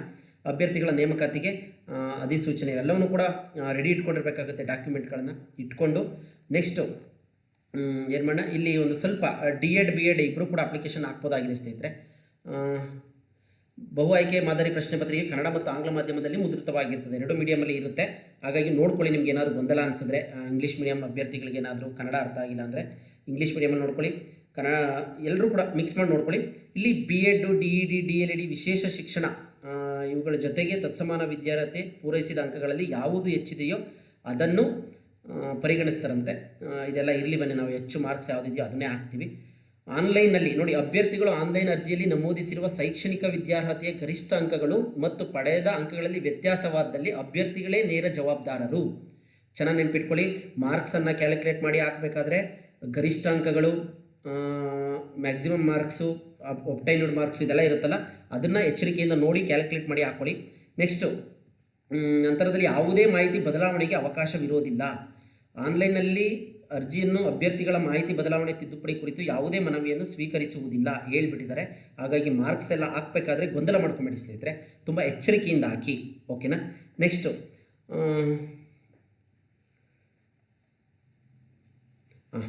OMR ಶೀಟನ್ನು ಕೂಡ ಒಂದು 2 ವರ್ಷಗಳವರೆಗೆ ನಾವೇನು ಮಾಡಬೇಕಾಗತ್ತಂತೆ, ಅದನ್ನು ಸಂರಕ್ಷಿಸಿ ಇಡಲಾಗಿರುತ್ತಂತೆ. ನೋಡ್ಕೊಳ್ಳಿ, ನೀವು ಇಟ್ಕೊಂಡಿರಿ, ಡಿಪಾರ್ಟ್ಮೆಂಟ್ ಕೂಡ ಇಟ್ಕೊಂಡಿರ್ತದೆ. ಪರೀಕ್ಷಾ ಕೇಂದ್ರದಲ್ಲಿ ಯಾವುದೋ ಬದಲಾವಣೆಗೆ ಅವಕಾಶ ಇಲ್ಲ ಅಂತ ಹೇಳಿರ್ತಾರೆ. ಎಚ್ಚರಿಕೆಯಿಂದ ಯಾವ ಜಿಲ್ಲೆಯಲ್ಲಿ ಅಪ್ಲಿಕೇಶನ್ ಹಾಕಬೇಕೋ ಅದನ್ನು ಮಾಡಿ. ಪ್ರತಿ ಗಂಟೆಗೆ 20 ನಿಮಿಷಗಳ ಹೆಚ್ಚಿನ ಕಾಲಾವಕಾಶವನ್ನು ನೀಡಲಾಗುವುದು. ಪರೀಕ್ಷಾ ಸಹಾಯಕನ ಒಳಗೊಂಡು GPSTR 2026 ಪರೀಕ್ಷೆ ಬರೆಯುತ್ತಿರುವ ವಿಕಲಚೇತನ ಅಭ್ಯರ್ಥಿಗಳಿಗೆ ಪತ್ರಿಕೆ ಪ್ರತಿ ಗಂಟೆಗೆ 20 ನಿಮಿಷಗಳ ಹೆಚ್ಚಿನ ಕಾಲಾವಕಾಶವನ್ನು ಅವ್ರಿಗೆ ಕೊಟ್ಟಿರ್ತಾರಂತೆ. ಅವ್ರು ನೋಡ್ಕೊಳ್ಳಿ. ನೆಕ್ಸ್ಟು ಅವ್ರಿಗೆ ಹೆಲ್ಪರ್ ಏನಾದರೂ ಬೇಕಾದರೆ ಅವ್ರನ್ನು ಕೂಡ ಕೊಟ್ಟಿರ್ತಾರಂತೆ, ಅವರು ಕೂಡ ಅಪ್ಲೈ ಮಾಡ್ಕೊಳ್ಳಿ. ನೆಕ್ಸ್ಟು ರೋಸ್ಟರ್ಗೆ ಬರೋಣ ಸ್ನೇಹಿತರೆ. ಏನು ರೋಸ್ಟರ್ ಏನು ಹೇಳುತ್ತೆ, ಇದು ಆಲ್ರೆಡಿ ಹೇಳಿದ್ವಿ. ವಿಜಯಪುರ ಜಿಲ್ಲೆಗೆ ಸಂಬಂಧಪಟ್ಟಂತಹ ಗಣಕ ಶಿಕ್ಷಕರಿಗೆ. ಓಕೆನಾ. ಒಂದೊಂದು ರೋಸ್ಟರ್ನ ಎಕ್ಸ್ಪ್ಲೈನ್ ಮಾಡಿಬಿಡ್ತೀನಿ ಸ್ನೇಹಿತರೆ, ನೋಡ್ಕೊಳ್ಳಿ. ರೋಸ್ಟರ್ನ ತಿಳ್ಕೊಳ್ಳೋದ್ರಿಂದ ಏನಾಗುತ್ತೆ ಅಂತಂದರೆ ನಾವು ಹೆಂಗೆ ಅಪ್ಲಿಕೇಶನ್ ಹಾಕೋದು ಅಂತ ನಮಗೆ ಐಡಿಯಾ ಸಿಗುತ್ತೆ. ಈಗ ಇದು ಕಂಪ್ಯೂಟರ್ ಶಿಕ್ಷಕರದ್ದು ಆಗಿರೋದ್ರಿಂದ, ಸರ್ ಈಗ ನಾನು ಯಾವುದೋ ಒಂದು 3A ಅಭ್ಯರ್ಥಿ ಅಂದ್ಕೊಳ್ಳಿ, ಒಂದು ಪೋಸ್ಟ್ ಇಲ್ಲ, ಹಾಗಾದರೆ ನಾನು ಬಿಜಾಪುರದಲ್ಲಿ ಅಪ್ಲಿಕೇಶನ್ ಹಾಕೋಕ್ಕಾಗಲ್ವಾ ನೋಡಿ ಅಂತ ನಿಮ್ಮ ಪ್ರಶ್ನೆ. ಸರ್ ನಾನು ಬಿಜಾಪುರದಲ್ಲಿ ಹಾಕಬೇಕು, ನಾನು ಎಲ್ಲೂ ಕೂಡ ಹೊರಗಡೆ ಹೋಗೋದಿಲ್ಲ ಸರ್, ಹಾಗಾಗಿ ನಾನು ಏನು ಮಾಡಲಿ, 3Aಗೆ ಒಂದು ಪೋಸ್ಟ್ ಇಲ್ಲ. ತಲೆ ಕೆಡಿಸ್ಕೊಂಬಿಡಿ. ನಿಮಗೆ ಈ ಹುದ್ದೆಗಳು ಸಿಗುತ್ತೆ. ಯಾವ ಹುದ್ದೆಗಳು ಸಿಗುತ್ತೆ? ಸಾಮಾನ್ಯ ಅಭ್ಯರ್ಥಿ ಒಂದಿದೆ. ಓಕೆನಾ. ಸರ್ ಒಂದು ಹುದ್ದೆಗಳೇ ಇಲ್ವಲ್ಲ, ಹಾಗಾದರೆ ನಾನು ಸಾಮಾನ್ಯ ಅಭ್ಯರ್ಥಿ ಅಂತ ಹಾಕ್ಬೇಕಾ? ಇಲ್ಲ, ನಿಮ್ಮ ಕ್ಯಾಸ್ಟ್ ಏನಿದೆ ಕ್ಯಾಸ್ಟ್ ಮೇಲೆ ಅಪ್ಲೈ ಮಾಡಿ. ಓಕೆನಾ. ಮೆರಿಟ್ ಏನಾದರೂ ಜಾಸ್ತಿ ಬಂದರೆ ಇದು ಅದೃಷ್ಟ, ನೀವು ಚೆನ್ನಾಗಿ ಓದಿ ಬರೆದ್ರೆ ನಿಮ್ಗೆ ಅವಕಾಶ ಸಿಗುತ್ತೆ.